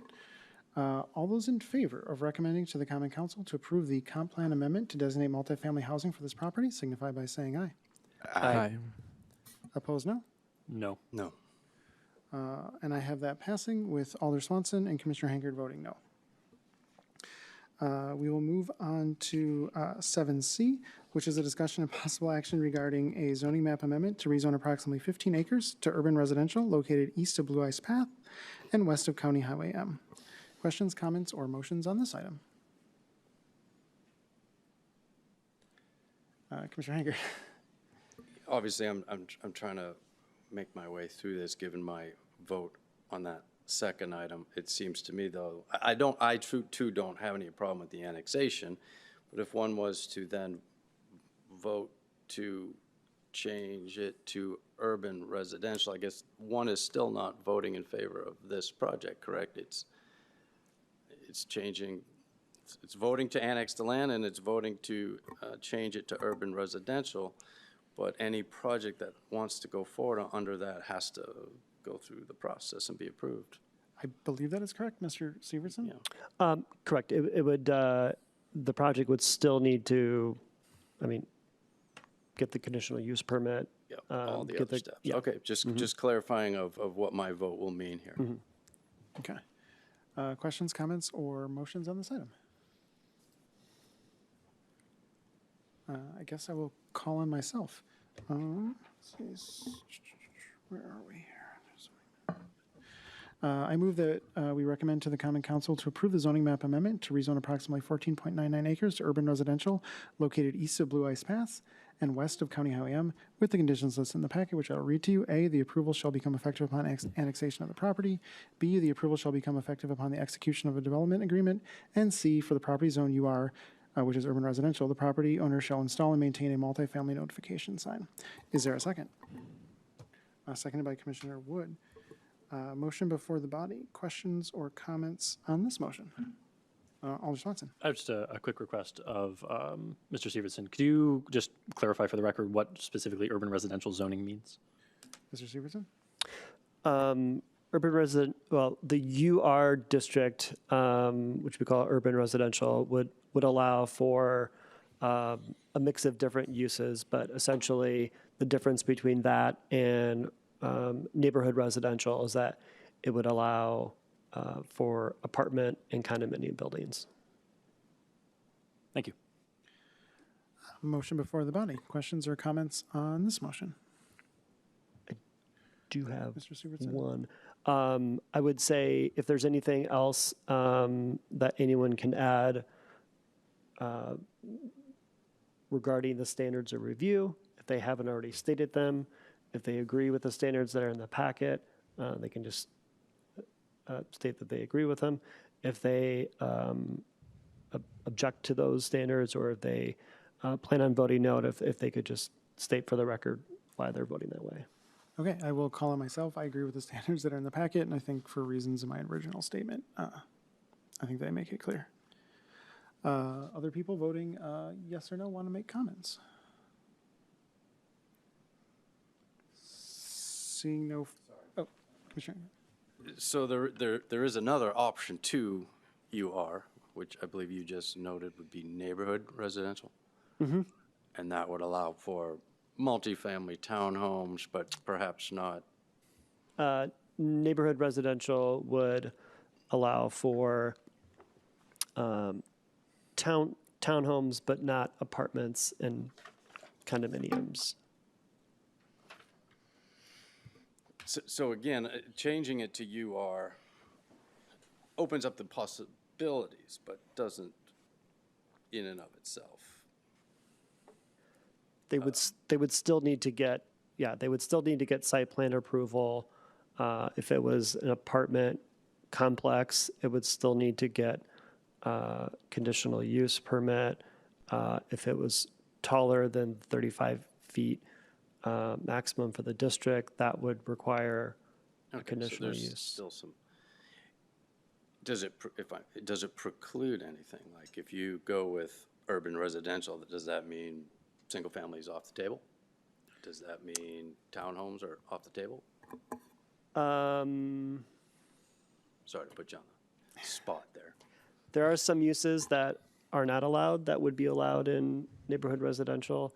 I believe accessory dwelling unit is one of them. Those are not permitted in urban residential, but if you want, I can try and find a better list.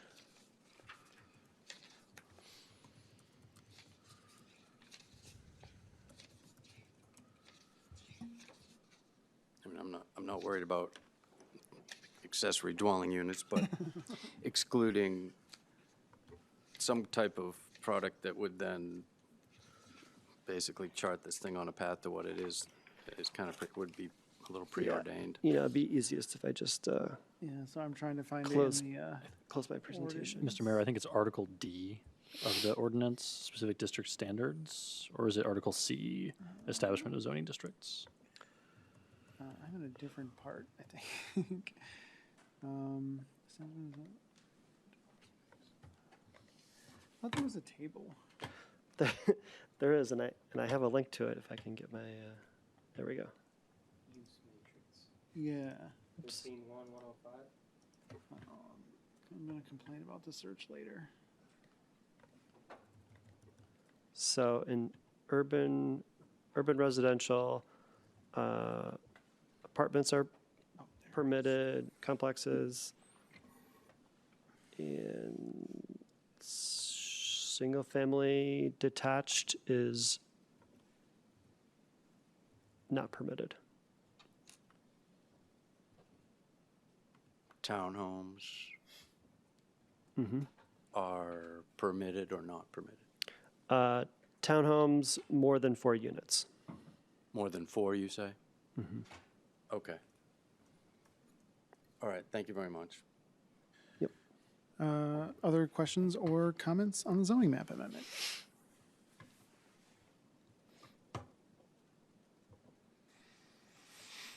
Okay, seeing no further discussion, all those in favor recommending to the Common Council to approve the zoning map amendment to rezone approximately 14.99 acres to urban residential located east of Blue Ice Path and west of County Highway M with the 3 conditions listed in the packet, signify by saying aye. Aye. Aye. Opposed, no. And that motion passes. We'll move on to 7D, which is regarding the certified survey map to create 3 lots and 1 private outlot located east of Blue Ice Paths and west of County Highway M. Questions, comments, or motions on this item? Alder Swanson. Sorry to keep slowing this down. There would be no reason for me to vote in favor of separating these lots if I don't plan to vote in favor of the ultimate project with the lots, correct? I believe so, yes. Mr. Severson? I mean, I guess unless you really like the layout. I just think they're neat. I mean, the CS, as it's phrased, the CSM would not become effective until there was a development agreement, and there wouldn't be a development agreement unless the zoning map amendment, site plan, and conditional use were approved. Commissioner Hankard. I mean, I had the exact same question. I mean, because if this development did not go through and another one comes along in a month or a year or 10 years or whatever it is, they would not necessarily want those 3 lots? Or is that going to be like something that any developer who touches this project is going to want that, and we might as well just get her done versus being project specific here? They would not necessarily need it, but you can make it conditioned upon, you can amend the motion to make it conditioned upon site plan approval. This is partially, I guess, maybe a political question, which is not staff's purview, but I mean, if I was opposed to the project, I would vote against it. So that's, I mean, that's where I'm at. Other questions or comments? Okay, I'm going to make the motion. I will, let's see, where are we at here? Lost my spot. I will move that we recommend to the Common Council to approve the certified survey map to create 3 lots and 1 outlot with the following conditions. A, the certified survey map shall become effective upon annexation of the property. B, the approval shall become effective upon the execution of a development agreement. Is there a second? Second by Commissioner Powers. Motion before the body. Questions or comments on this motion? Seeing no further discussion, all those in favor of recommending to the Common Council to approve the certified survey map to create 3 lots and 1 outlot with the 2 conditions specified in the packet, signify by saying aye. Aye. Opposed, no? No. And that motion passes with Commissioner Hankard and Alder Swanson voting no. We move on to 7E, which is a discussion and possible action regarding the site plan review to construct a 257-unit apartment and townhome complex located east of Blue Ice Pass and west of County Highway M. Questions, comments, or motions on this one? I guess I'll just keep making the motions. I move that we approve the site plan to allow for the construction of 240-unit apartment complex and 17-unit townhomes located east of Blue Ice Pass and west of County Highway M with the four conditions in the packet, which I'll read to you. A, the approval shall become effective upon annexation. B, the approval shall become effective upon the execution of a development agreement. C, a revised photometric plan shall be administratively approved. And D, final road cross sections to be determined by city staff once transitions into adjacent developments are confirmed and coordinated. Is there a second? Seconded by Commissioner Powers. Motion before the body. Questions or comments on site plan review? And again, for this one, if there are standards of review, so if there's any standards that you would like to add what's stated in the report, or if you object to the planning to vote no, if you could state your opposition. Okay. Any questions or comments, or anyone want to make a statement? I guess I would say one thing, Mr. Sievertson. I mean, I think we discussed kind of everyone kind of said what they had to say at the beginning. So I guess I would just use those reasons. That's fine. Okay. Okay. Questions or comments on site plan review? Seeing no further discussion, all those in favor of approving the site plan to allow for the construction of 240-unit apartment complex and 17-unit townhomes located east of Blue Ice Pass and west of County Highway M with the four conditions specified in the packet, signify by saying aye. Aye. Opposed, no? No. And that motion passes with Alder Swanson and Commissioner Hankard voting no. We will move on to 7F, which is a discussion and possible action regarding the conditional use permit for an apartment / condominium complex land use located east of Blue Ice Pass and west of County Highway M. Just for the sake of keeping this moving, I will call on myself, and I will move that we recommend to the Common Council to approve the conditional use permit to allow an apartment condominium complex land use located east of Blue Ice Pass and west of County Highway M with the following condition. The approval shall become effective upon approval of the site plan. Is there a second? Seconded by Commissioner Powers. Motion before the body. Questions or comments on this motion? Seeing no further discussion, all those in favor of recommending to the Common Council to approve the conditional use permit to allow an apartment / condominium complex land use located east of Blue Ice Pass and west of County Highway M with the one condition specified in the packet, signify by saying aye. Aye. Aye. Opposed, no? No. And that motion passes. We'll move on to 7G, which is a discussion and possible action regarding conditional use permit to exceed the maximum height requirement of 35 feet in the urban residential zoning district located east of Blue Ice Pass and west of County Highway M. Questions, comments, or motions on this one? Commissioner Powers. I'll give the mayor a break. I'll recommend the Common Council approve the conditional use permit to exceed the maximum height requirements of 35 feet to 46.25 feet for the UR zoning district located east of Blue Ice Pass and west of County Highway M. With the following condition, the approval shall become effective upon approval of the site plan. Motion by Commissioner Powers. Is there a second? Second by Commissioner Wood. Motion before the body. Questions or comments on this motion? Seeing no further discussion, all those in favor of recommending to the Common Council to approve the conditional use permit to exceed the maximum height requirement of 35 feet to 46.25 feet for the urban residential zoning district located east of Blue Ice Pass and west of County Highway M with the one condition specified in the packet, signify by saying aye. Aye. Opposed, no? No. And that motion passes with Alder Swanson and Commissioner Hankard voting no. I guess we will learn more with what happens at the council next Monday. With that, we will move on to item 8, which is regarding the zoning text amendments to modify sections of the zoning ordinance relating to specific accessory use standards, off-street vehicle parking requirements, and definitions. Before we get into the public hearing on this topic, Mr. Sievertson, can you give us a brief overview? Yes, if you could. Just need to get my presentation up.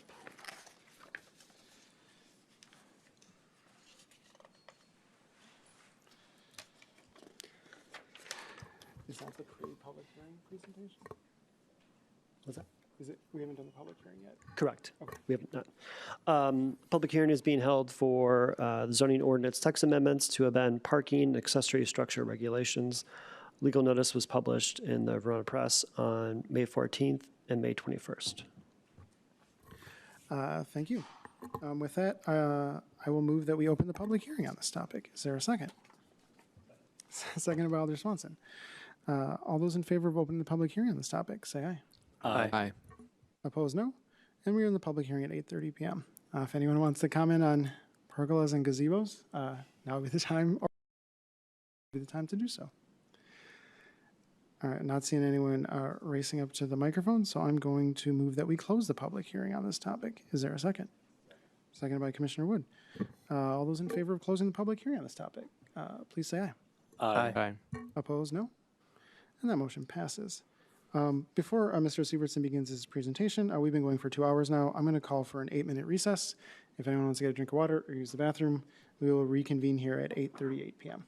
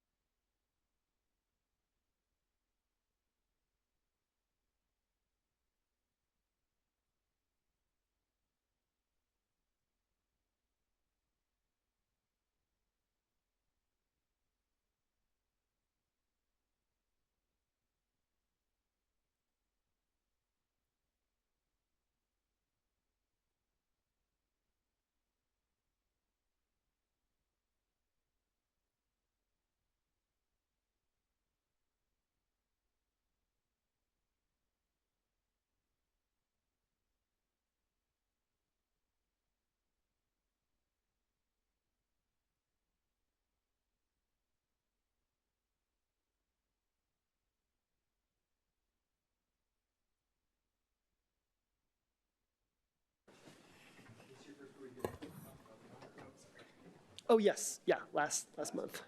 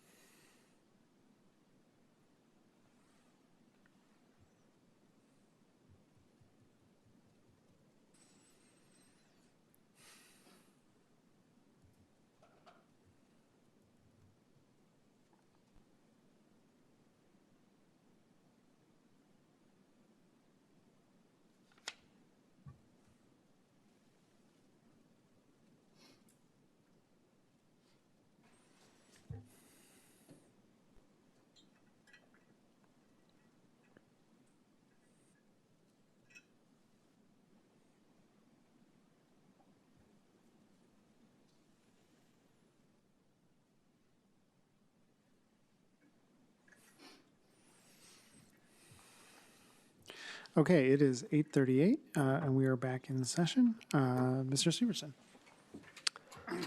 Thank you.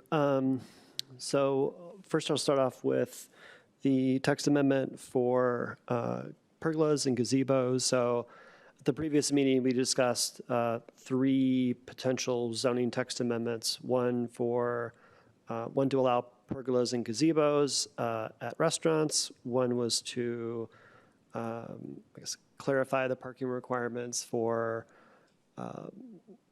apartments, part of a mixed-use project. And then the third was to take a look at parking requirements for like fitness centers and indoor entertainment uses. So I think of those, the first one we discussed and we got good feedback from the Plan Commission was on the pergolas and gazebos. Essentially, the overall size of the gazebos, the Plan Commission didn't have an issue with. We talked about this minimum setback requirement. So 5 feet is kind of the general setback, like minimum setback requirement that we have in most of our districts, unless it's like a, downtown building, in which case 0 lot lines are allowed. But for most like structures, it's a minimum of 5 feet. And then also talked about access to this, and we didn't want pedestrian access to be limited by this type of structure. So that's essentially what this proposal is allowing. One of the problems with, I don't want to say a problem, but one of the portions of our zoning ordinance is that accessory structures and accessory buildings are not allowed in our commercial zoning districts where restaurants are primarily located. And as such, none of those restaurants are allowed to have accessory structures such as gazebos. And so the ordinance was crafted, and so to allow a new use standard where called outdoor dining with canopy. And that would be allowed in all the districts where restaurants are allowed, would have a maximum height of 11 feet and minimum setback of 5 feet. Yes. I've got one spelling error in section 13-157, definitions O. Any covering such as canvas, canopy, pergola, or gazebo. Good one. Other than that, I think the new language looks great. Thank you to city staff for writing this up for us, so we have something Yes. coherent. Other questions, comments, or motions on this item?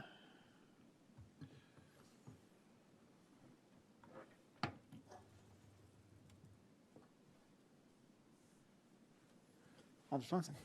I have to do each of these, we have to do each of these separately, each of the separate sections for the whole amendment?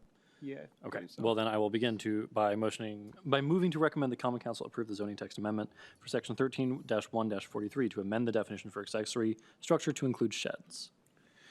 Motion by Alder Swanson. Is there a second? Seconded by Commissioner Powers. Motion before the body. Questions or comments on this motion?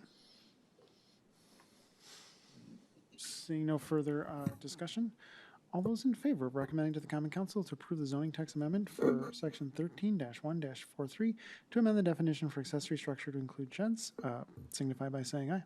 Aye. Aye. Opposed, no.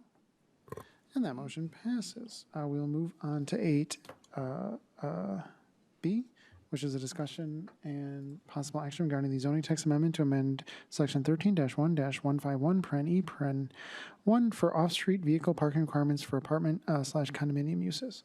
Mr. Severson. Thank you. So not much has changed since we introduced this at the last Plan Commission meeting. So Point of order. Sorry. Okay, go on. There's 3 more components on the accessory structure. Oh, I'm zoning text sorry. amendment. Yeah, because we need to amend 13-1-157, Oh, you are correct. 13-1-105M. That was what I was asking about. Can I bundle all of these, or do we have to do this separately? Gotcha. Sorry, I thought you were talking about all the amendments, but that would have been. No, Yeah, okay, never mind. no, I was reading the misunderstood. recommendations from staff for how to go through it. If I can. Sorry. Absolutely, that was, Alder Swanson is completely correct. We will return back to 8A. Okay. Alder Swanson. So to clarify, can I make a motion, just bundle all of these as suggested? I guess I'm going to say maybe in for a penny, in for a pound, then we should just do it individually. And Okay, we'll then I will power move. through 'em. Then if it pleases the Plan Commission, I will move to recommend the Common Council approve the zoning text amendment for section 13-1-57 to add a definition for outdoor dining with canopy and realphabetize the remaining items. Motion by Alder Swanson. Is there a second? Second by Commissioner Wood. Motion before the body. Questions or comments on this motion? Seeing no further discussion.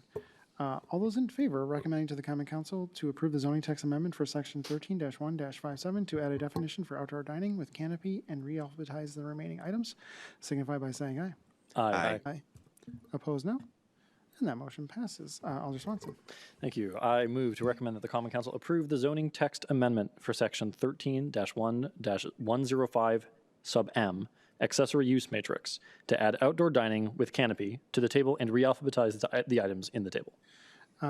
Motion by Alder Swanson. Is there a second? Second. Second by Commissioner Hankard. Motion before the body. Questions or comments on this motion?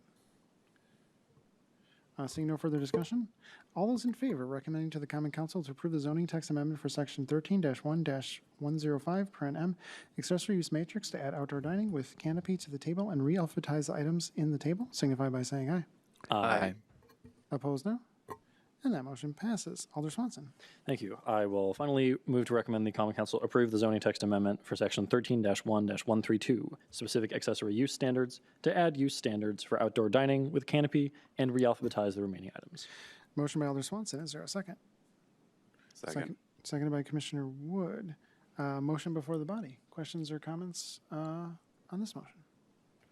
Seeing no further discussion, all those in favor recommending to the Common Council to approve the zoning text amendment for Section 13-1-132, specific accessory use standards to add use standards for outdoor dining with canopy and re-alphabetize the remaining items, signify by saying aye.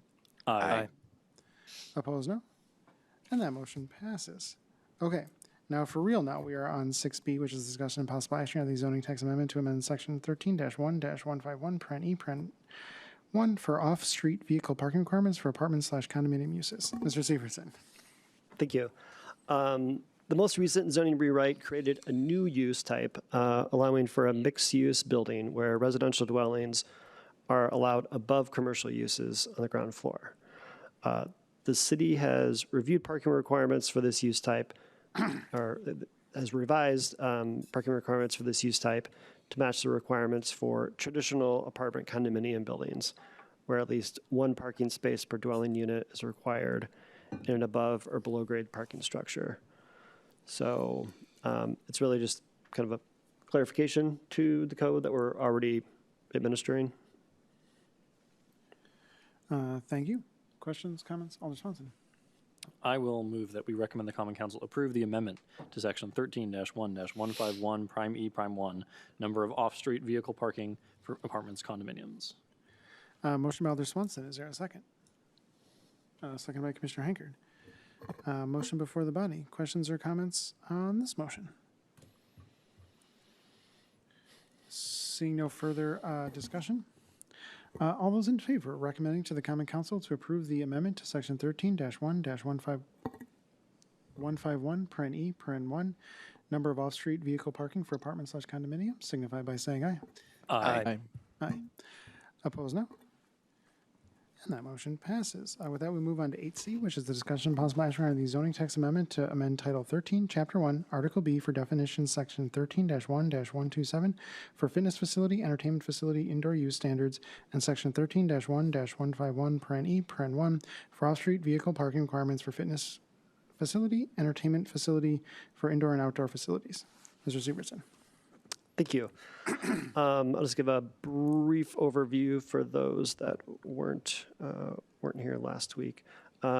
So we've been getting lots of requests for indoor fitness users, indoor entertainment users, but especially we've had difficulty applying our code to uses such as indoor tennis courts, indoor pickleball courts, indoor volleyball. They all have much different demand than would say a indoor amusement park, and the parking requirements are written for like an indoor play area.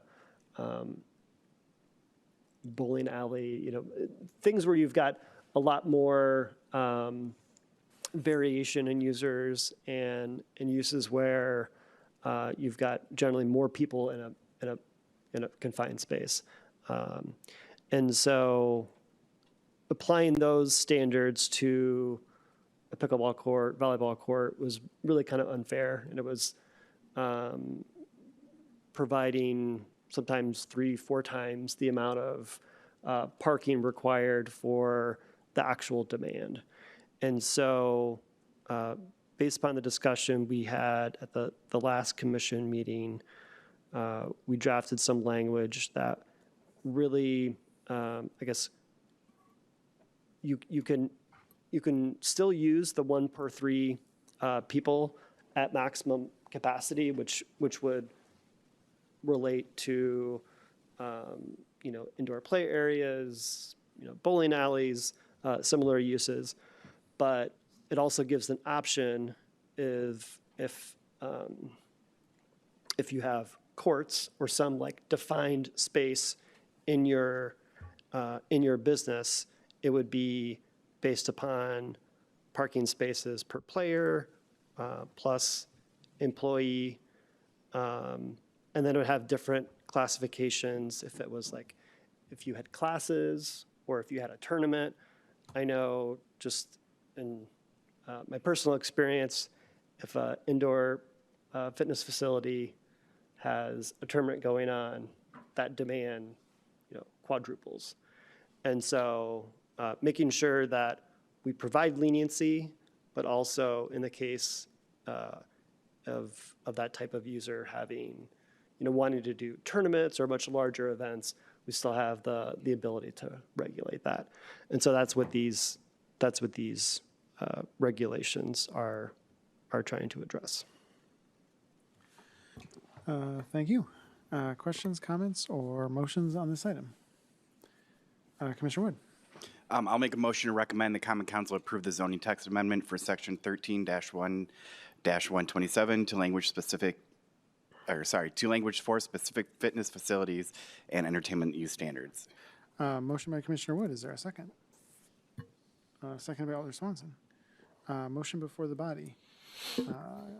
Questions or comments on the motion? Absolutely. I guess I'm just the last two lines, plus 1 per 3 people per class, 1 per 3 people per tournament. How do you define and enforce that? Like, it's sort of like a practical administrative question, maybe. But I mean, what if down the line, I don't know, that's it. How do you enforce that? How do you possibly enforce that? Mr. Severson? Yeah, I mean, that's one of the things you give up when you provide flexibility. You're potentially gonna open yourself up to certain conditions where maybe a new manager comes in and doesn't know the approval that was given a business. There are certainly opportunities for the code to not work as intended. But I think the alternative would be providing strict regulations, which is typically what is many municipal zoning ordinances do. They provide strict regulation, which leads to an excess of parking. One way in which we can do this is when a new business is coming into town, they want to open, they're supposed to get approval from the city before they open. And so at that time, we would meet with them and understand how the space is going to be laid out, what's their business model, are they having classes, is it just an open space. I think it becomes much easier when, I guess these were designed for areas that have like defined spaces within them. So that's going to require, that's going to trigger a building permit. And so you're putting up walls. That's something that we would have the opportunity to review at that time. But I think there's always a possibility that something isn't going to get translated with change in management or change in ownership of a business. But the idea is you've got a defined, tennis court, or you've got a defined basketball court or volleyball court. You can have a pretty good assumption of the number of occupants that are going to be there. Now, if it transitions to a completely different business, we as staff would most likely have the opportunity to review that before they get too far along in their business plans. I absolutely do think this is better than the current code. I don't know. I'm just not seeing it, especially that last line. Like somebody comes in to build a indoor tennis facility. How could they possibly know? And also, quick clarification: when you talk about these areas, these buildings might have tournaments, and then that increases demand for parking. Are these? You're talking about just people in the tournament, or are we talking about spectators too? Like, are they included in this 1 per 3 people per tournament? Who's included in the count? Spectators too, just I players? was wondering the same thing, Mr. Severson. It feels very vague to me. I don't know. I think there is clarification. Yeah, there is clarification in here in the use standards. Again, I do like it more than what we currently have. I just never like having vague things in the It says if a facility has courts or fields, the parking requirements will be based on the total number of players on each court or field, plus employees and additional parking for classes if offered, as well as for spectators. Is that what you were referencing? I guess then how would, Yeah. Okay. okay.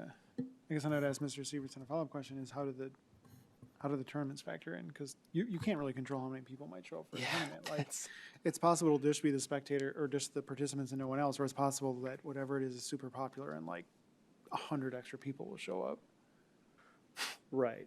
So it would be, I mean, that's information that we would need from the applicant before we allow their use type.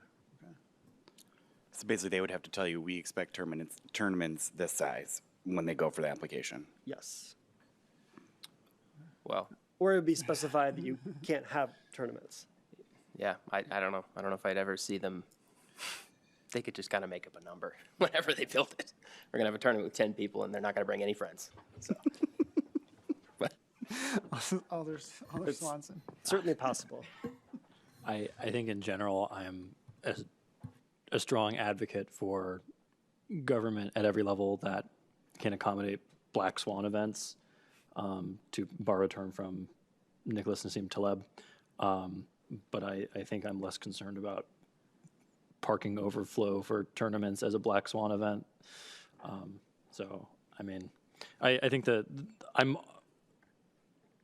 my similar concerns about the issue are somewhat assuaged by C9.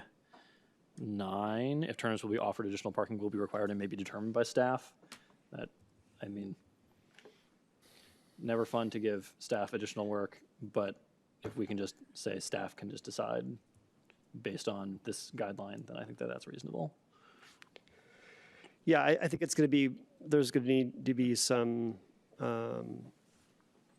reason, that's what other codes give full discretion to the planning director or planning staff. This is sort of in between, with giving staff some discretion on determining occupancy based upon class size and if they're having tournaments. We haven't found any other solutions out there that seem to have worked. I think in most cases, municipalities, if they're wanting to encourage business and they're wanting to limit the amount of unused parking spaces, they tend to just say, based upon staff requirement.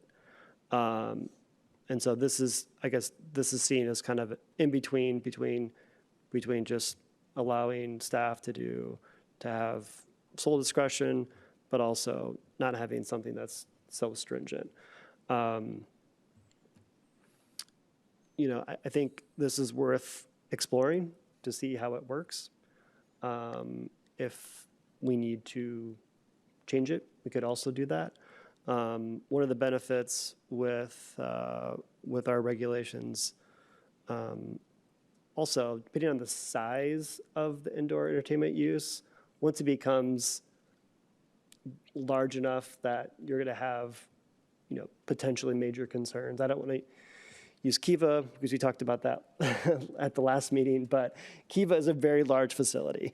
That is something that would require a conditional use permit from the Plan Commission, and so there'd be a lot more scrutiny over what type of uses and class sizes and tournaments are allowed. So that is something that would come before the Plan Commission. I think the threshold is 10,000 square feet that it would require conditional use. So there's probably going to be some discretion where staff is potentially approving for smaller facilities. But for some of these, anything larger than 10,000 square feet, so that's like a 5-court pickleball court. So theoretically, we're not going to have major issues. I can't say we won't, but this is the attempt to try and address those challenges we've had. Yeah, I just want to say I really appreciate the effort and the effort to be flexible and I don't want us to force basically a facility to become unviable or force them to build extra parking that they don't need or want. So I think it's great, and I think we might just have to, I guess, watch it over the next few years. Motion before the body, though. Questions or comments on this motion? Seeing no further discussion, all those in favor of recommending to the Common Council to approve the zoning text amendment for Section 13-1-127 to language for specific fitness facility and entertainment use standards signify by saying aye. Aye. Aye. Opposed, no. And that motion passes. And there is a second one as well, which I'm not going to miss. Commissioner Powers. I'll recommend the Common Council approve the zoning text amendment for Section 13-1-15, or 151, I should say, E1, off-street vehicle parking requirements for fitness, facility, and entertainment uses. Motion by Commissioner Powers. Is there a second? Second by Commissioner Wood. Motion before the body. Questions or comments on this motion?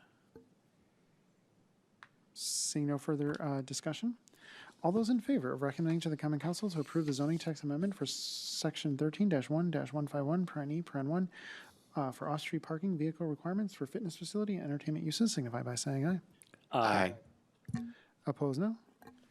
And that motion passes. I will move on to item 9, which is reports and comments from the Planning Department. Mr. Sewertson.